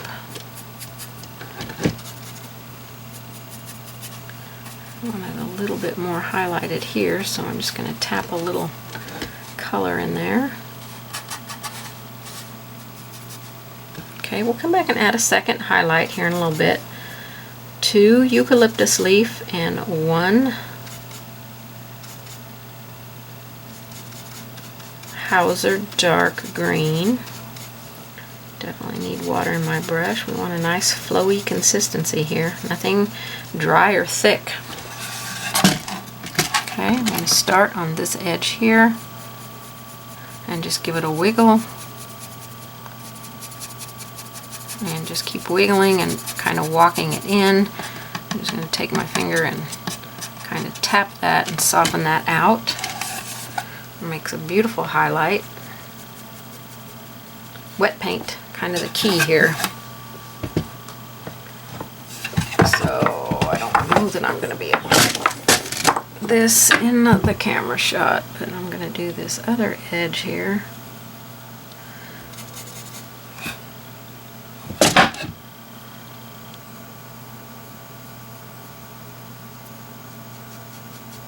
Pull some of that back. And I want a little bit out on this edge. Just a little hint of a highlight out there. I'm going to tap some in here. Kind of soften it with my finger. Give a bold little highlight right there. Okay. So I need to finish this one down here. And then the darker ones up there, we'll probably use an equal mix of these two colors because they're such darker leaves.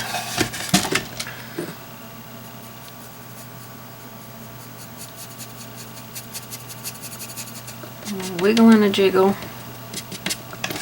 Soften it out. This is very loose painting here. A little bit more water.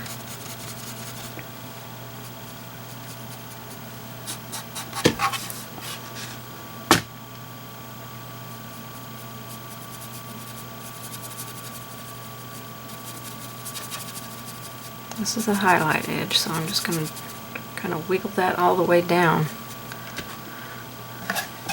Okay.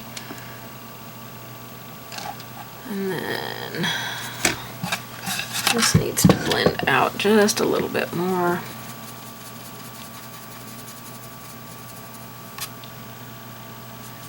And then put a little bit of a highlight right there on that side. Just a little dabby dab. Okay, so the two darker leaves up here, thing from spinning, we're just going to use the, and I'm just going to do one of these for you, just this one's part of one here. We're going to use an equal mix of Hauser Dark Green and Eucalyptus Leaf. And we might have to go the 2 Hauser Dark Green with this, so it's not extremely bright. So we'll do the opposite of what we did on the other leaves. We did 2 Eucalyptus and 1 Hauser Dark on the other leaves. So this one we'll do 2 Hauser Dark and 1 Eucalyptus. And this is the highlight side here. And of course you'll go all the way over the edge here, which is very hard for me to get on camera, and I'm so sorry about that. And you may not even be painting one that has an edge like this, so you don't have to worry about it. Alright, I'm going to finish up this other leaf here, and then we're going to come back and add some more details on our leaves. Okay, I've taken it off of my easel while I do these leaves because that was just getting precarious. So I'm going to do one more highlight on my leaves here. And I'm going to do the Eucalyptus Leaf. And put that on here. And I'm not going to have it go as far as my other, not completely down the whole edge, maybe skip and miss a few places here and there.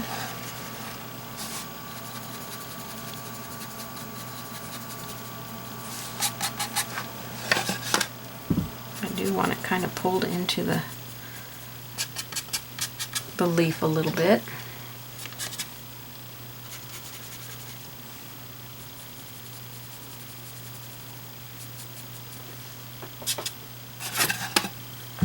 This is just straight eucalyptus leaf. Okay, so now we're going to add our veins in here. So we want a detail brush. Detail liner.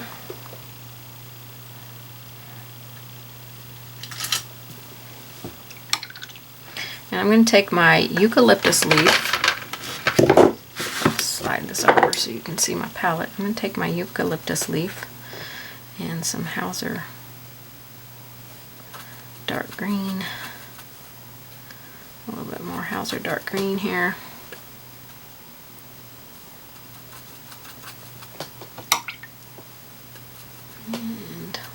or that one. Make a nice inky consistency paint here.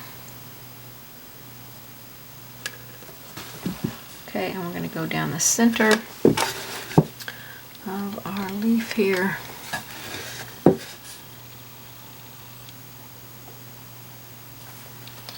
Create our center vein. And then we're going to create our veins coming off this side.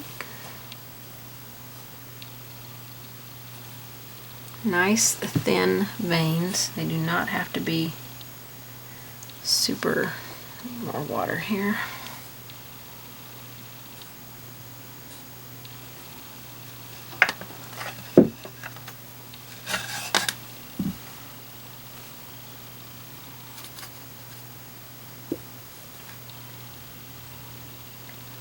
That one had a lot of paint on it, a lot of water.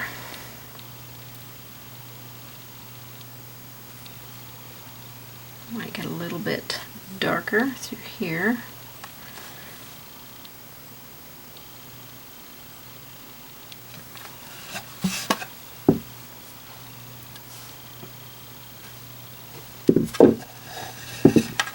Can't really see this side, so let's try that again.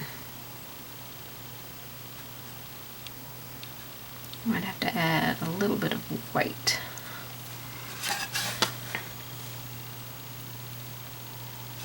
So that's our veins. Maybe I'll go straight eucalyptus.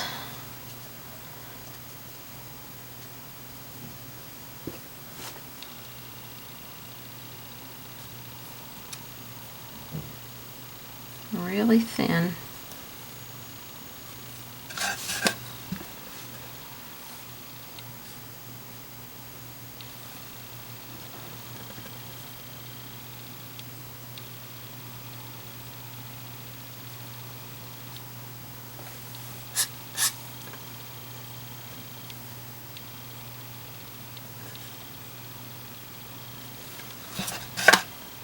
So this is pretty much straight eucalyptus leaf.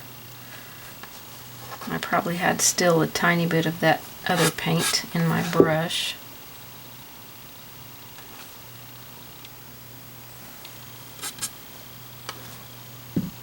Okay, so that looks much better. We're going to make the stem a little bit darker color. Ooh, that's bright.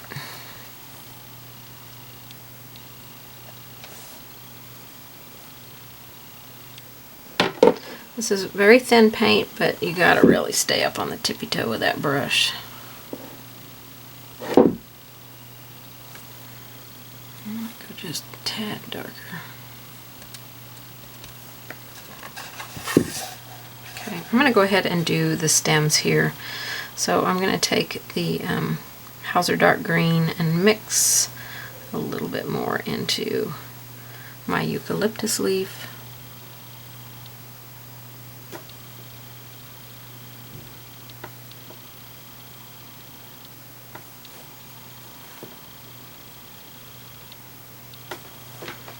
And bring it into my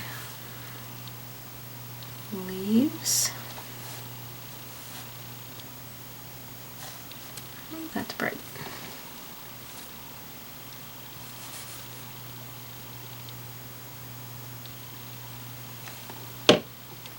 Don't forget to do the center vein on your small ones. And we'll probably come back and add a little bit more of a highlight on our center veins here. I go down the very center, but that's how your leaves will look. And then we're going to put, when we get done with the rose, we're going to add a little bit of some pink, one of the colors we use in the rose, onto the leaves. But that's going to get them for now how we want them to look. I will come in and probably do a little bit of brighter highlight just And I'll probably wash a little bit of shading over these to push those back so they're not so bright right there. But again, you're just going to go down your center vein. And I'm using pretty much straight eucalyptus leaf right now.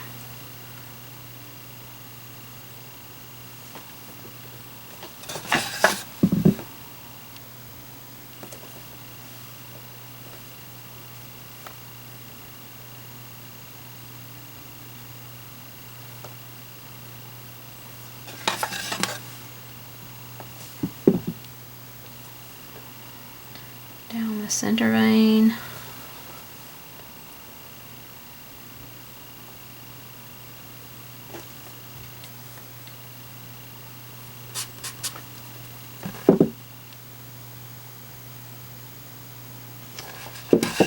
And then make sure your veins come over your edges here.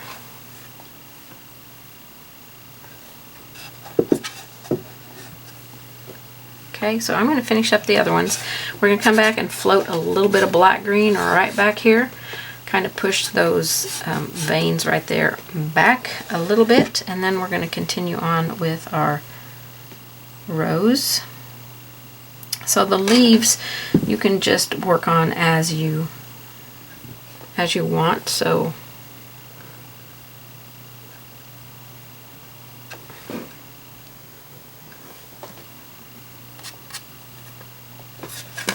do my center. I didn't do my center vein. Don't forget to do your center vein. Okay. So of course this one will just be a little bit darker. Probably this darker mix that I made will work well for it. Too much paint. And I think I forgot to float on the other side of this one, so I'm going to have to come in and do that one. And that one. Got sidetracked. Completely forgot. I'll just leave a little bit of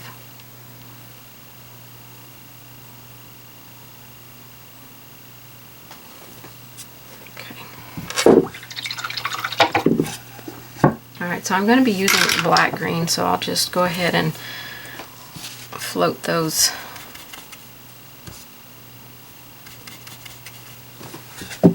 the other side of these so I can paint my center vein in.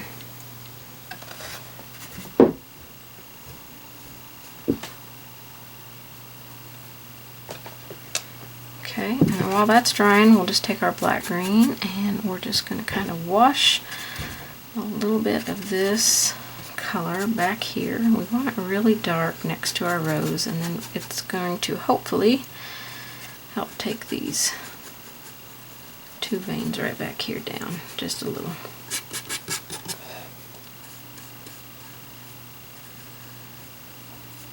Black green.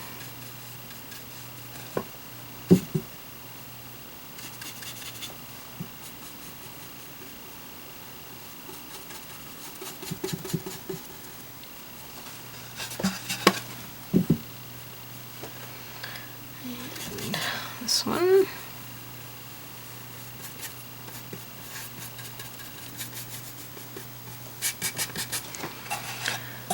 And then let me quickly add the center veins here.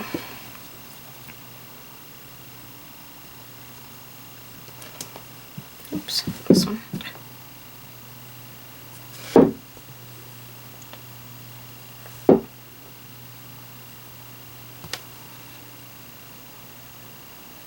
Okay, and then I can float a little black green right here. Push those brighter veins back a little bit.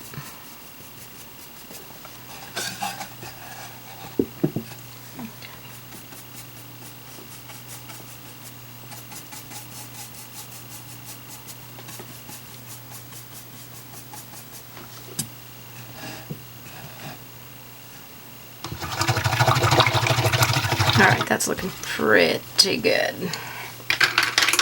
Okay, so I'm ready to start adding some highlights onto the rose, some brighter highlights. Now our first highlight was a mix of warm white and our base color, which was poodle skirt pink. So now I'm going to go with just some warm white on here, and our brightest highlight will be white when we finish this. We are going to add more highlights onto our leaves. They definitely need to come up another value at least to go with our rose. So I'm going to be using this little tiny little stiff brush here. It's not very big. I may move up to one a little bit bigger. These are just some domed little scruffy brushes, or not domed, these are filbert kind. These are Mezzalunas by Dynasty. I really like these, but I'm going to try this little one because I want to do some small areas on here. So I'm going to load the brush, and let me grab a dry paper towel because I want to offload a lot of that paint. And then we're going to go into our, I took it off my spinner because I kept having trouble with it, so I'm going to see how I do holding on to this. So all of these little places where we created little scoops and things like that, I want to come in here and add some highlighting in those areas. Just by dry brushing a little bit of white, we're going to make some raised areas on our flower edges.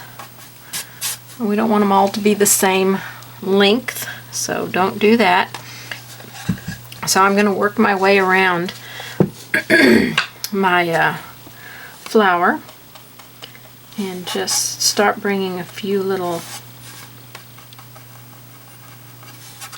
highlights in here. Just stay off of my leaf there.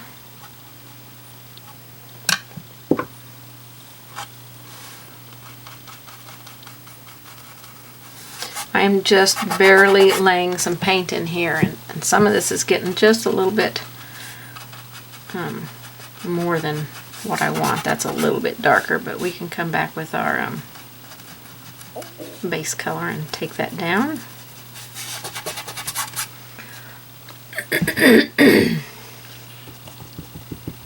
So I'm just going to continue all the way around this flower.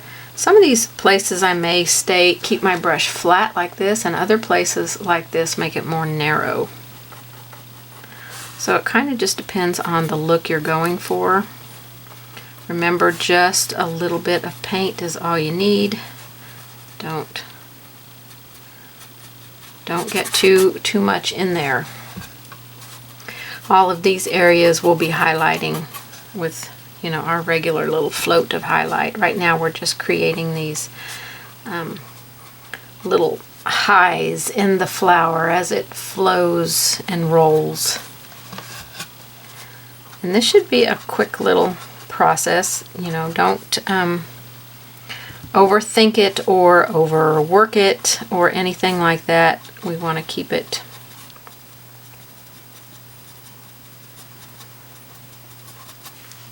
just kind of easy and nothing too much to really think about or stress about.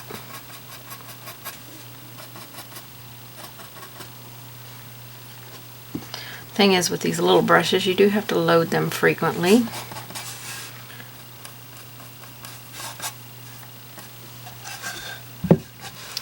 So I'm just going to continue to turn this and work my way around, creating my little highlight places.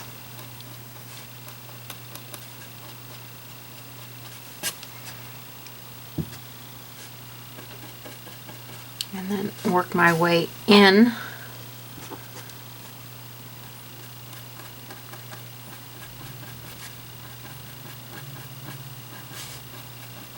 And then this will all be highlighted out in the outer part.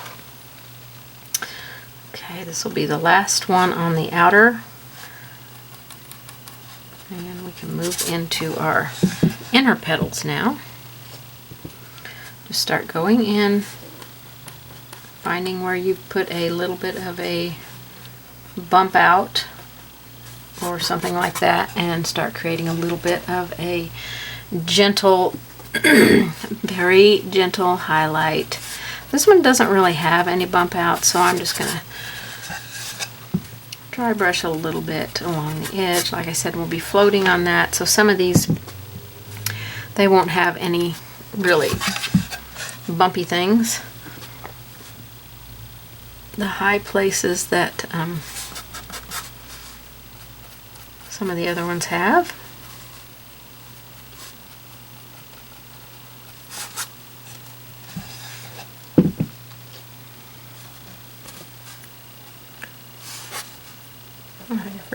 Forgot to wipe the excess paint off my brush there, so I've got quite a little dab of paint there.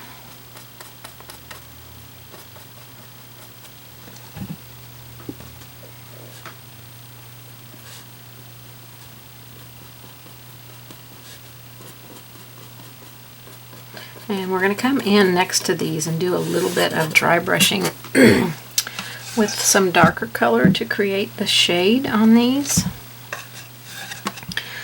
So this one has quite a few places.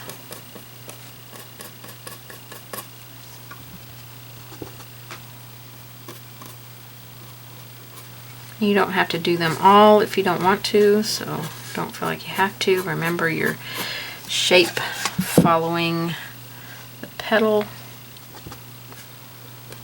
Bring this one out a little bit.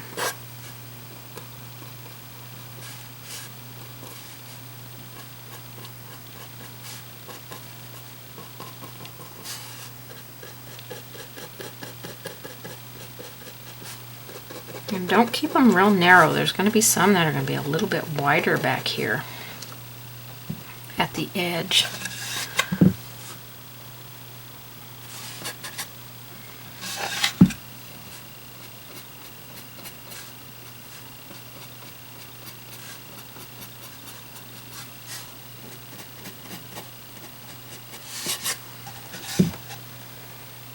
Okay, these are just subtle little highlights because we're using warm white. It's not anything super bright. And then as we get into these smaller, tighter center petals here, we probably won't have any on these. I need to put some on this one.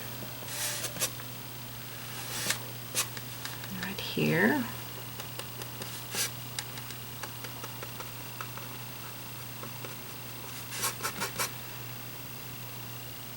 Okay, I'm just letting my eye go around it, making sure I've got everything. I'm going to do this one over here.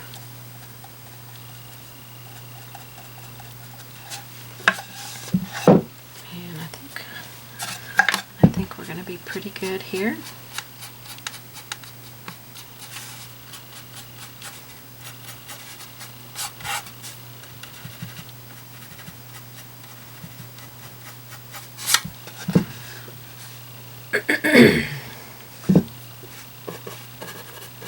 And these should really be pretty subtle. Okay, I'm gonna wash my brush out. I may need it here in a little bit, but this brush should dry pretty quickly. Alright, I'm gonna go back to my float of color, and we're gonna take that warm white, and we are going to add a little bit brighter highlights. Now in here, remember we were using our angle brush, and so on here I'm just going to try and stay up on the edge. We're going to come back in and float a little bit more darkness in here, but I'm going to stay up on the edge of my brush here. And you can get a round brush to do this. Don't feel like you have to do it with an angle brush. But the angle brush gives me that nice almost transition for the petal where I can push out and get a little bit of a fatter area on a petal like I did just there.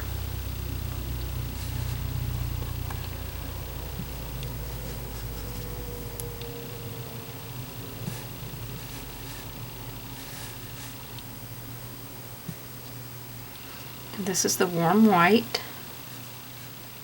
Just giving a little bit of a sharper, brighter highlight.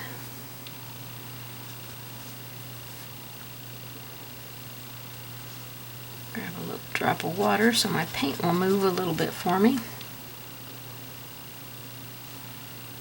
And I'm lifting up on that water edge of my brush. I'm not keeping it flat or anything.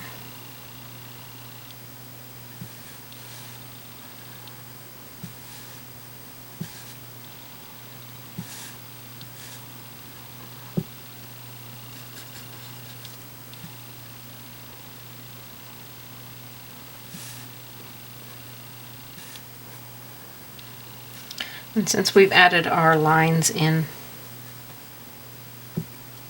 the center, we're definitely going to have to go back in and do some shading. So now as I come out to some of my more outer petals, I don't want to do along the whole edge, so I'm just going to do kind of a hit and miss, pick my high spots and try and put the highlight on those.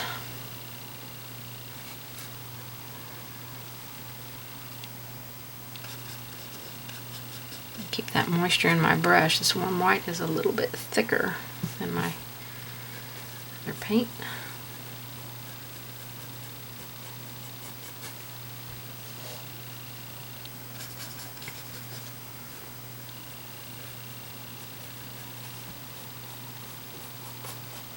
So we're just doing a float of color on here. And you can always, if you get too much somewhere, come back with your base color and tone it down a little bit. I really feel like I need more. Right here does not.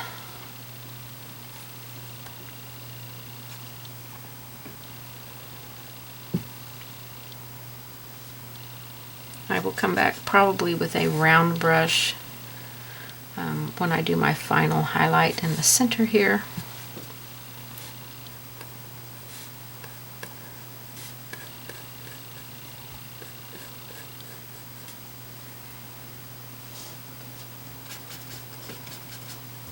Just side loading some white, some warm white, and just hit and miss all along your edges.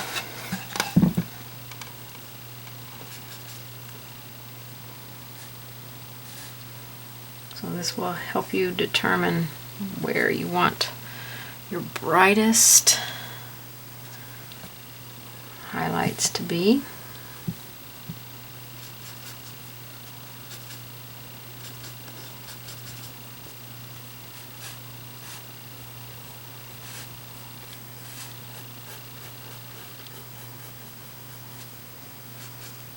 Small amount of paint, you don't need a lot. Make sure you've got water in your brush, it's blended well.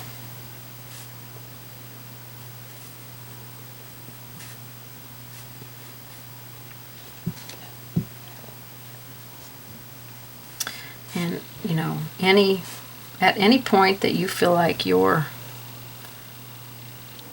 rose is good, you can be done with it. I'm going to add a little bit of more shading in here. Just a scooch of shading.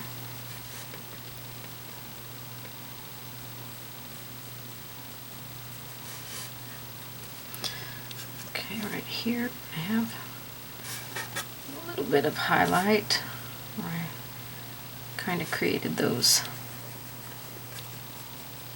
dry brushed areas. It's definitely going to give you a little ripple in there. Grab some more moisture here.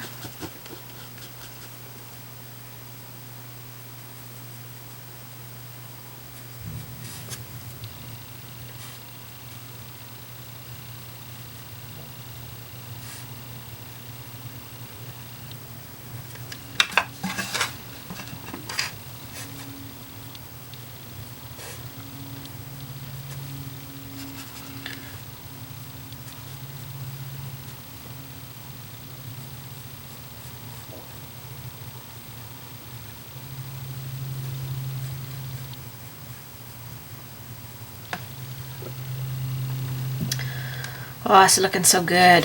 We're getting close to being done.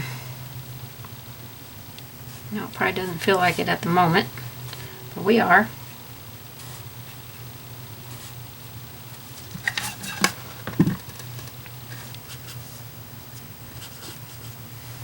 Loving this rose.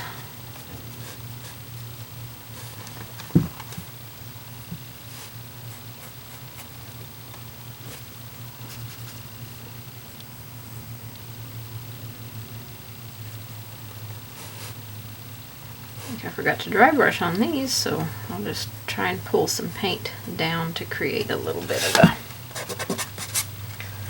a lighter area there.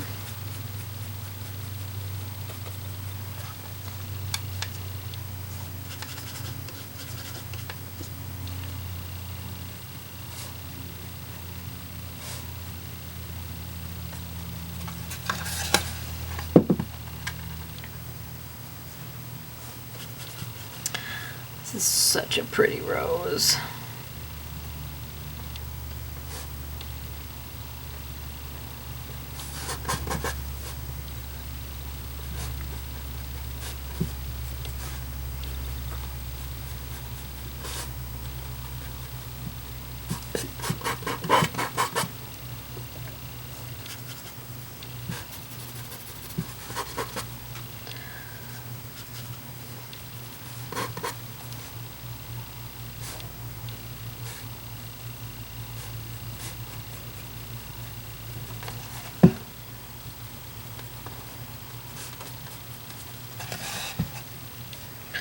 So pretty.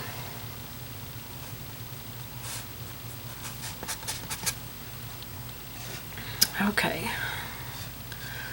So I'm gonna let my eye wander here. I see one that I missed, so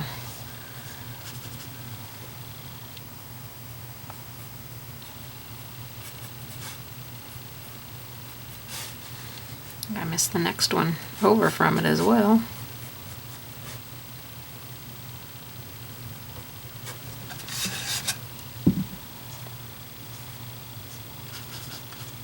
It's very easy to miss a petal, so that's why we want to let our eye wander a little bit and make sure that we've gotten all of the petals that we want to have that little highlight on there.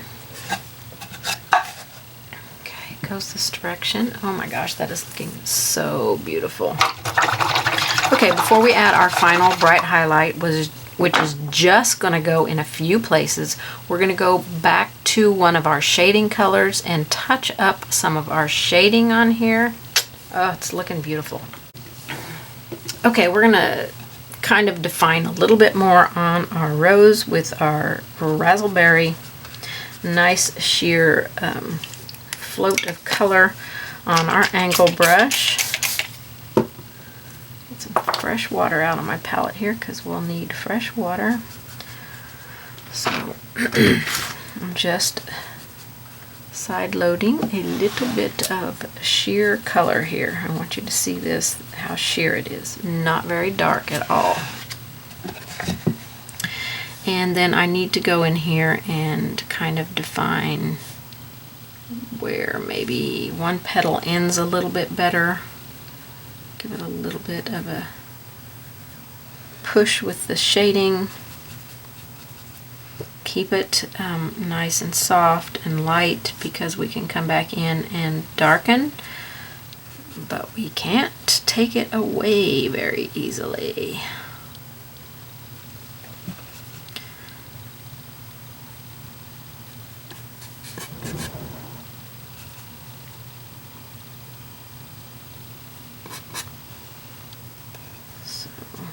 We're going to do the center with a different color, so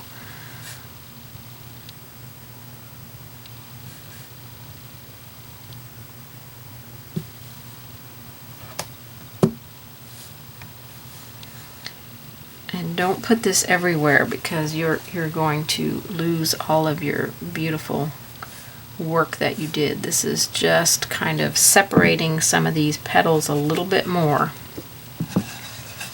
Let's see right here, we need a little bit of this color in here to kind of separate those just a little bit more, kind of where the petals like come together. We need to create a definite separation there. So, and then well, let's get all this separating stuff done first. Before we go to the center, we want to use this color to help our little ruffle areas a little bit.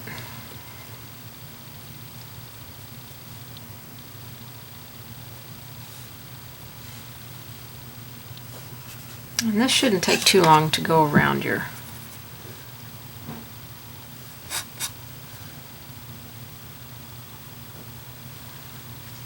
rose, because you're only needing this in a few places.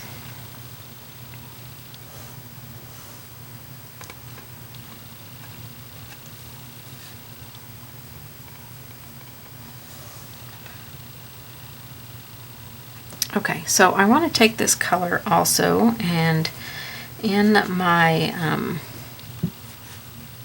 so I've got a couple of highlights right there. In between them, I want to put a little bit of this color to help give that illusion of it is ruffled. So that part is bent down, it's more in the shadows.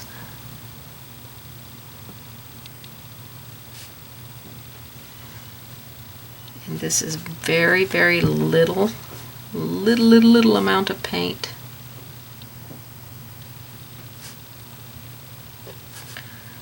I might walk that down just a little bit. So we only want to put this next to where we put a little dry brushed highlight.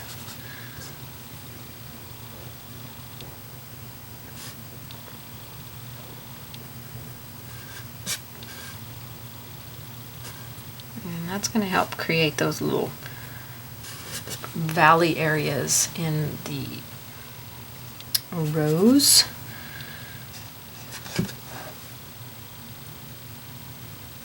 So you just look for your little areas that you created your dry brushed highlight.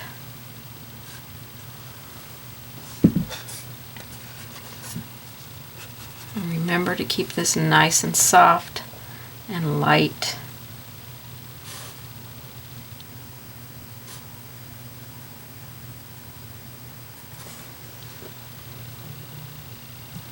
And it's going to just really give that fun, ruffly illusion.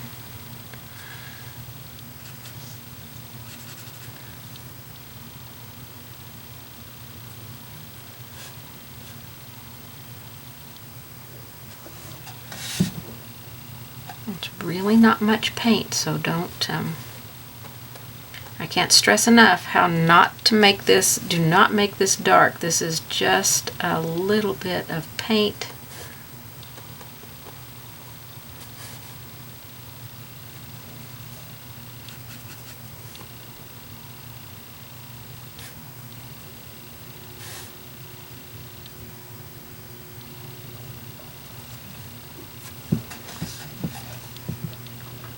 Okay, we're creating some ruffly beautiness right here. Looks gorgeous.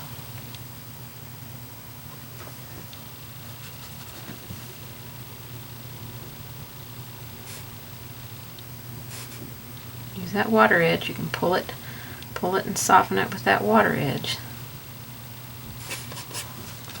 Or use your fingers. I'm sure there are other ways that you can get ruffled looks. This is just the way that has always worked best for me.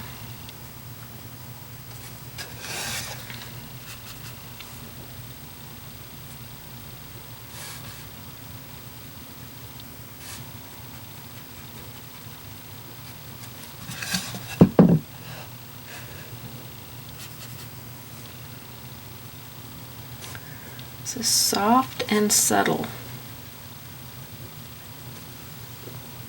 Okay.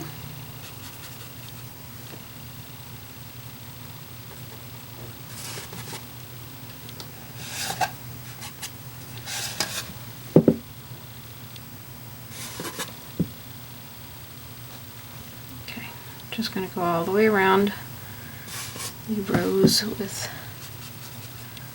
this color. This is our razzleberry.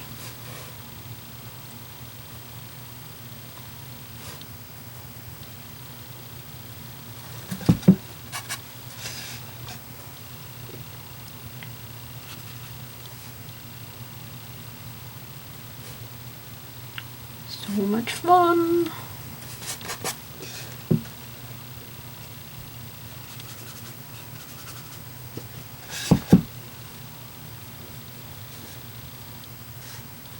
Okay, we've already done that one, so let me jump around here and find one that I haven't done.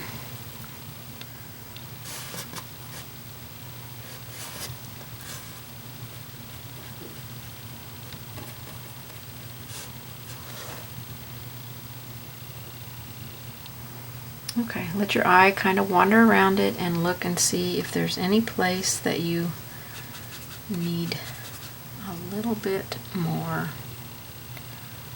of this.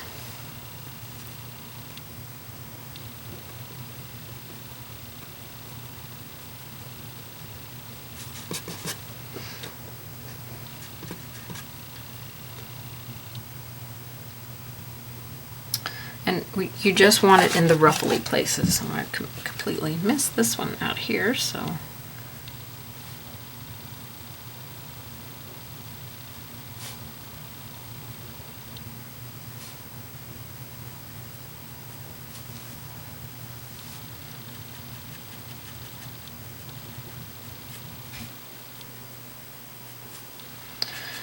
Just a little bit beside your ruffles, and I'm just kind of walking it down and then taking the water edge and blending it out.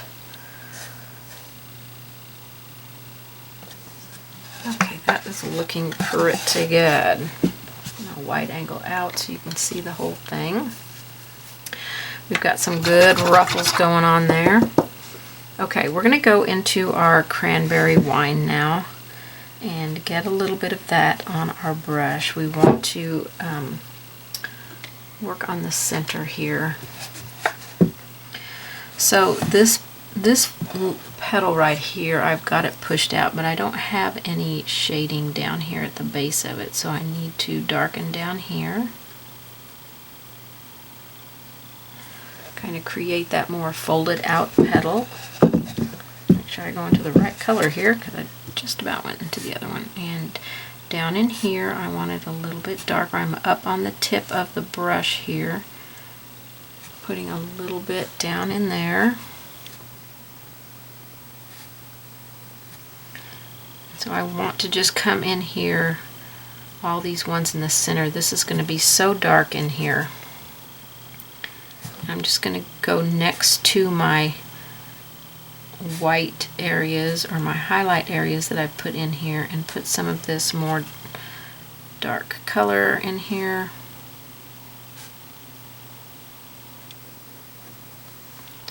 And this is how we can clean up our shape a little bit. You want to be putting the paint next to the white area. So you have to determine, is that white area showing the top, or is it bent back a little bit, showing more of the petal?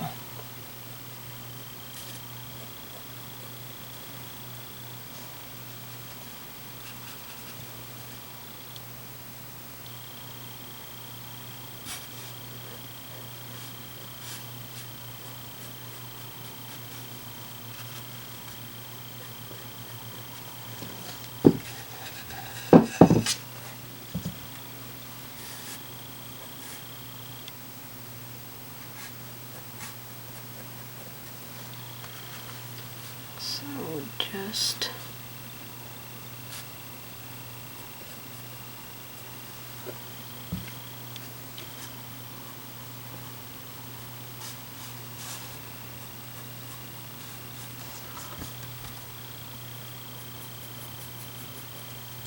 I'll have to re-highlight that.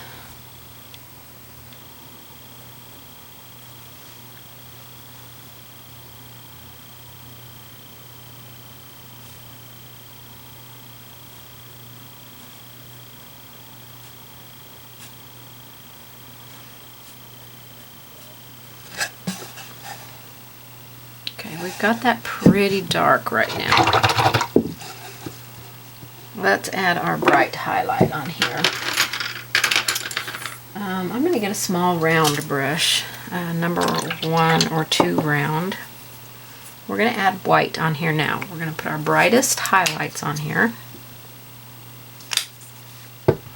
So in the center here, with our small round, I'm going to kind of shape and define the center a little bit better on some of these.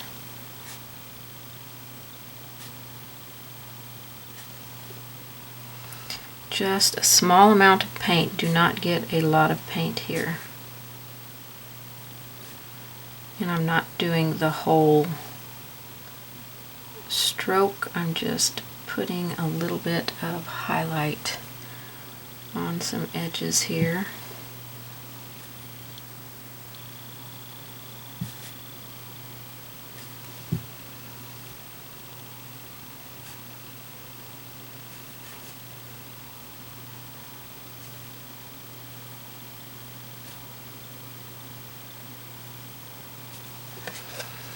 And that's really brought the center to life. And now we can add a little bit of this white on our rose itself. And we're just going to do a couple of places. We're not going to do a lot on here. So just pick a few places that you want to bring a little bit of brightness with just some white. Just kind of walk your eye around your piece.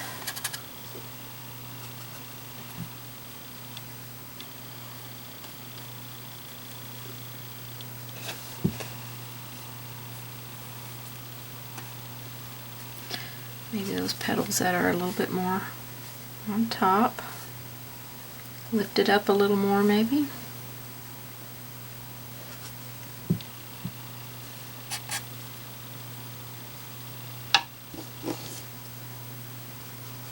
And this is straight white, so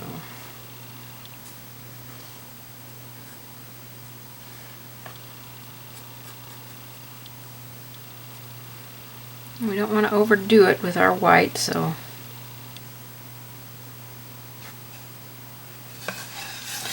let me do this edge over here. I think I completely forgot about it and doing all of its shading and stuff. Come back in with a little bit of shading on this one.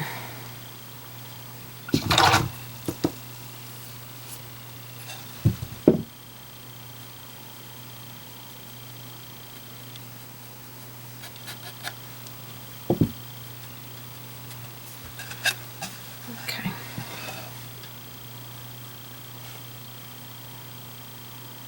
This will be the time to clean up any edges where you got your highlight color over into somewhere else on your rose. And I'm just using the raspberry. Any place that I feel like my highlight got to, I got it out into my other areas.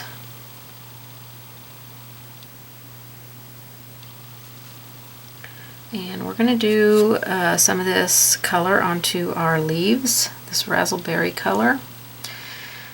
And once we're done with that, we're going to see if we want to add a little bit more of a highlight onto our leaves. Right now I'm thinking they need another highlight. So before I do that, let's add a little bit brighter highlight. So we're going to take our Eucalyptus Leaf, and I think I might mix a little bit of warm white with it. Just 2 Eucalyptus Leaf and 1 white. Going to pull some of this into my leaves. We don't want our paint to look white here, so don't let it get too white. This is just a little bit. Don't try to go in between your veins. Don't. Oh, I forgot to put veins on that one. Grab a little bit more water here. And just slightly skim onto your leaves here. This is such a light, subtle little thing. Don't let it get dark and carried away. On this one up here, we'll probably just do straight eucalyptus leaf on it. Okay, doing just a little bit. Dry brushing. I'm going to go ahead and put it on this one. I'm going to have to come in and add my veins in this one.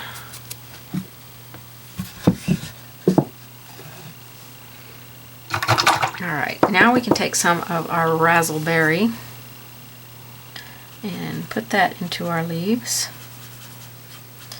This is the color we used in the background. Okay, I'm going to make it kind of thin. I'd rather have it go on light to begin with. And this might be too pink. We might come in with our cranberry wine. I think that might look a little bit better on these darker leaves. So cranberry wine, I still have to do the dry brushing on that one. So a little bit of cranberry wine.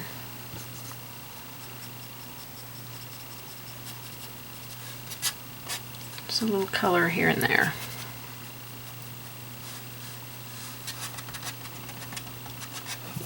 I like to just place it on there and kind of pat it around with my finger. I'm using a lot of water, so it's more of a sheer color here. And you don't have to put it on every leaf.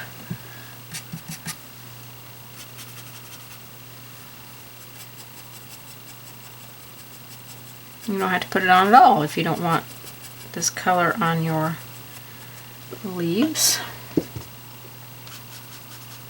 Oops, wrong color.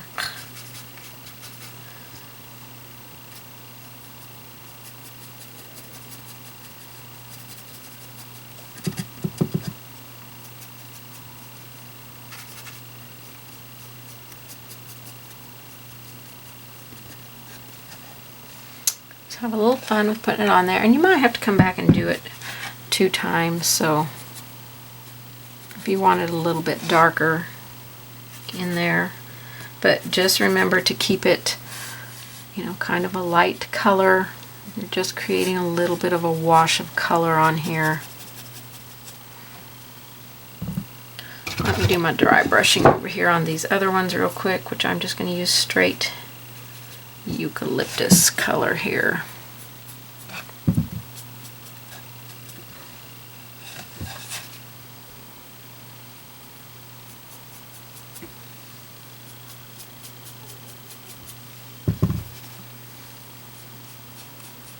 Just in between those veins is the only place I'm putting this little slight dry brush.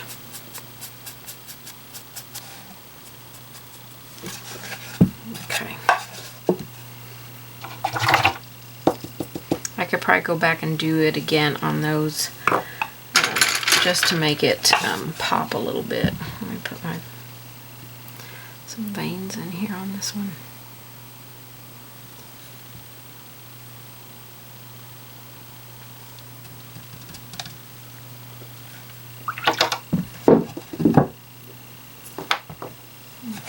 I will put it a little bit more on these just to get those leaves to pop a little bit more. I know they're more in the shadows, but I still want you to know that there are leaves there when you look at the painting.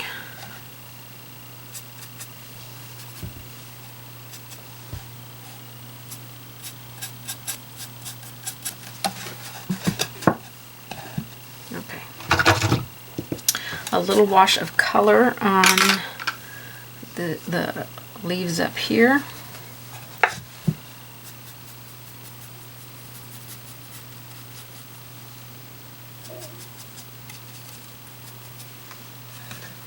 As little or as much as you want. And then I'm going to decide if I want to come back and do a second layer of wash here.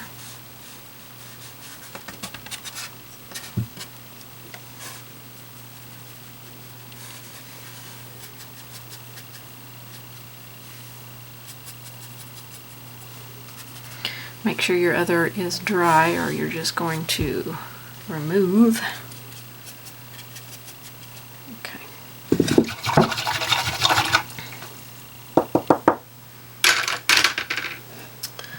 Alright, so this is where you can look at it and determine if you need to adjust anything, any deep shadings that you want to add in here. And I kind of feel like I need to add a few more deeper values, darker values in here.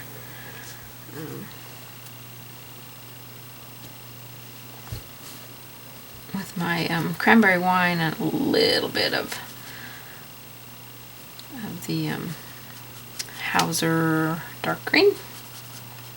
It makes that kind of dirty, dark red.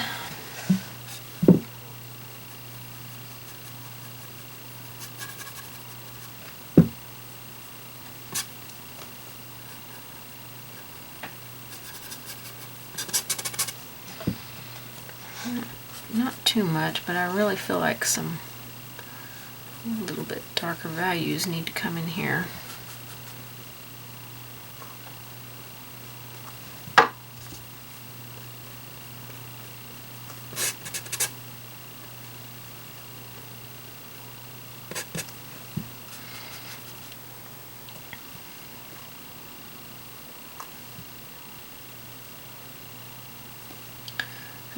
Let me mix some more here.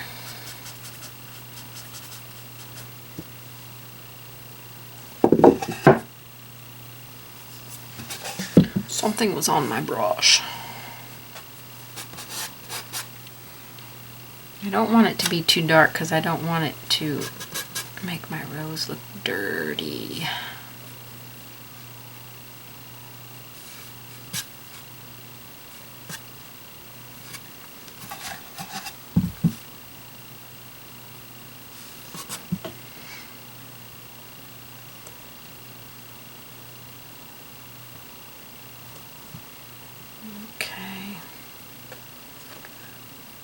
I think it's looking pretty good. I think we might call this one done.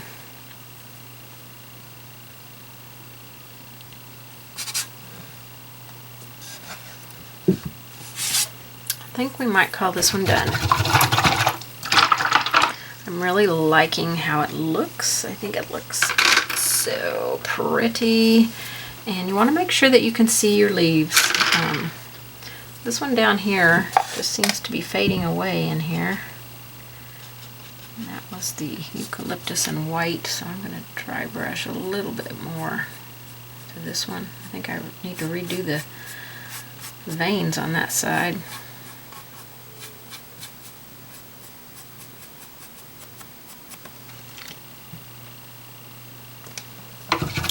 And that might help that one quite a bit if I redo the veins. Let's see, I think we just used eucalyptus on this one.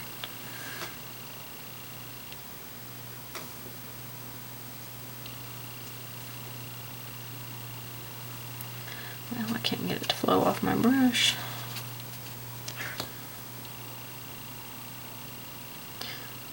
And if your veins aren't showing up too much, you could add a little bit of warm white.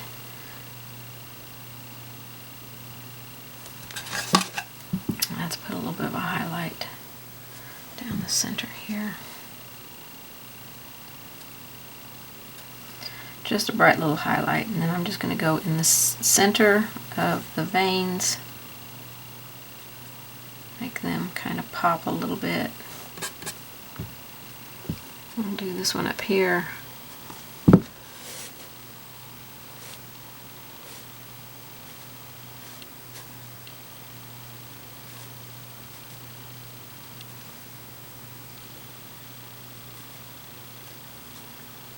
And then all of these come down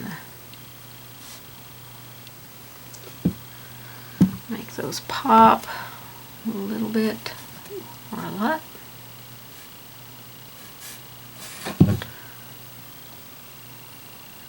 I hope I'm on my lines. I can't really see them at this angle.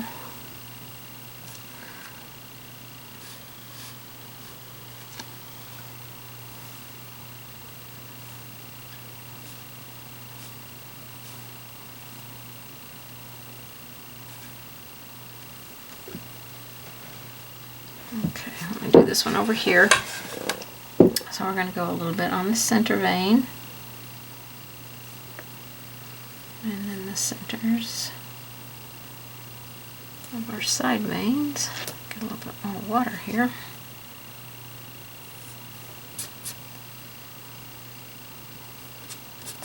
The ones in the back don't have to be as bright.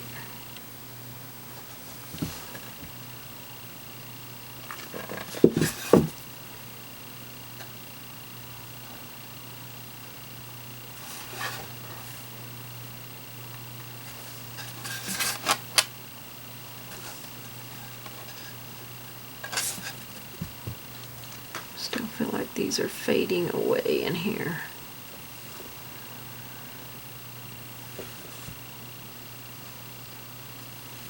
Okay, that looks so much better. So let me go over here to these and I'll add a little highlight in these.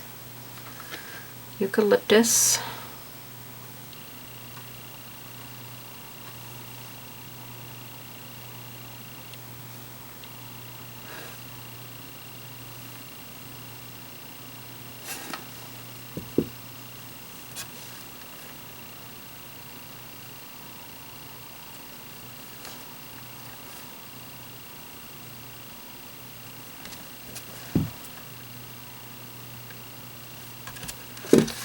Don't want them to be overly bright on these.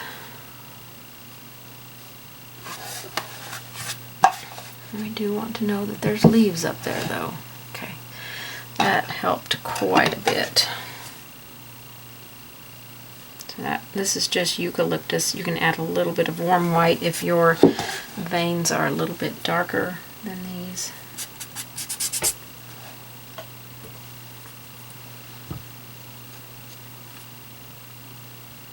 Or, I mean, if your veins are a similar color to the mix that I used here. Okay, so once you're done with this, you're going to be done. And you can just adjust anything that you need to adjust in your painting.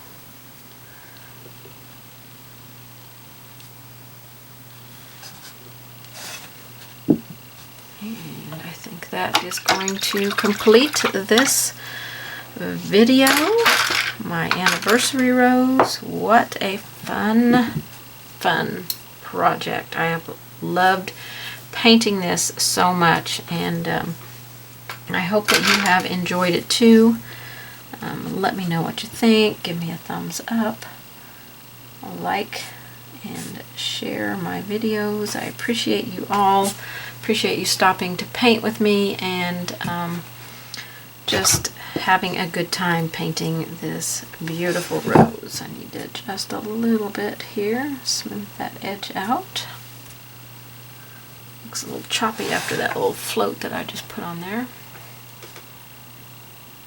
So hopefully you had fun and you're going to paint it, I hope. And I will see you guys on the next one. Thank you so much for painting with me, everybody. Bye-bye.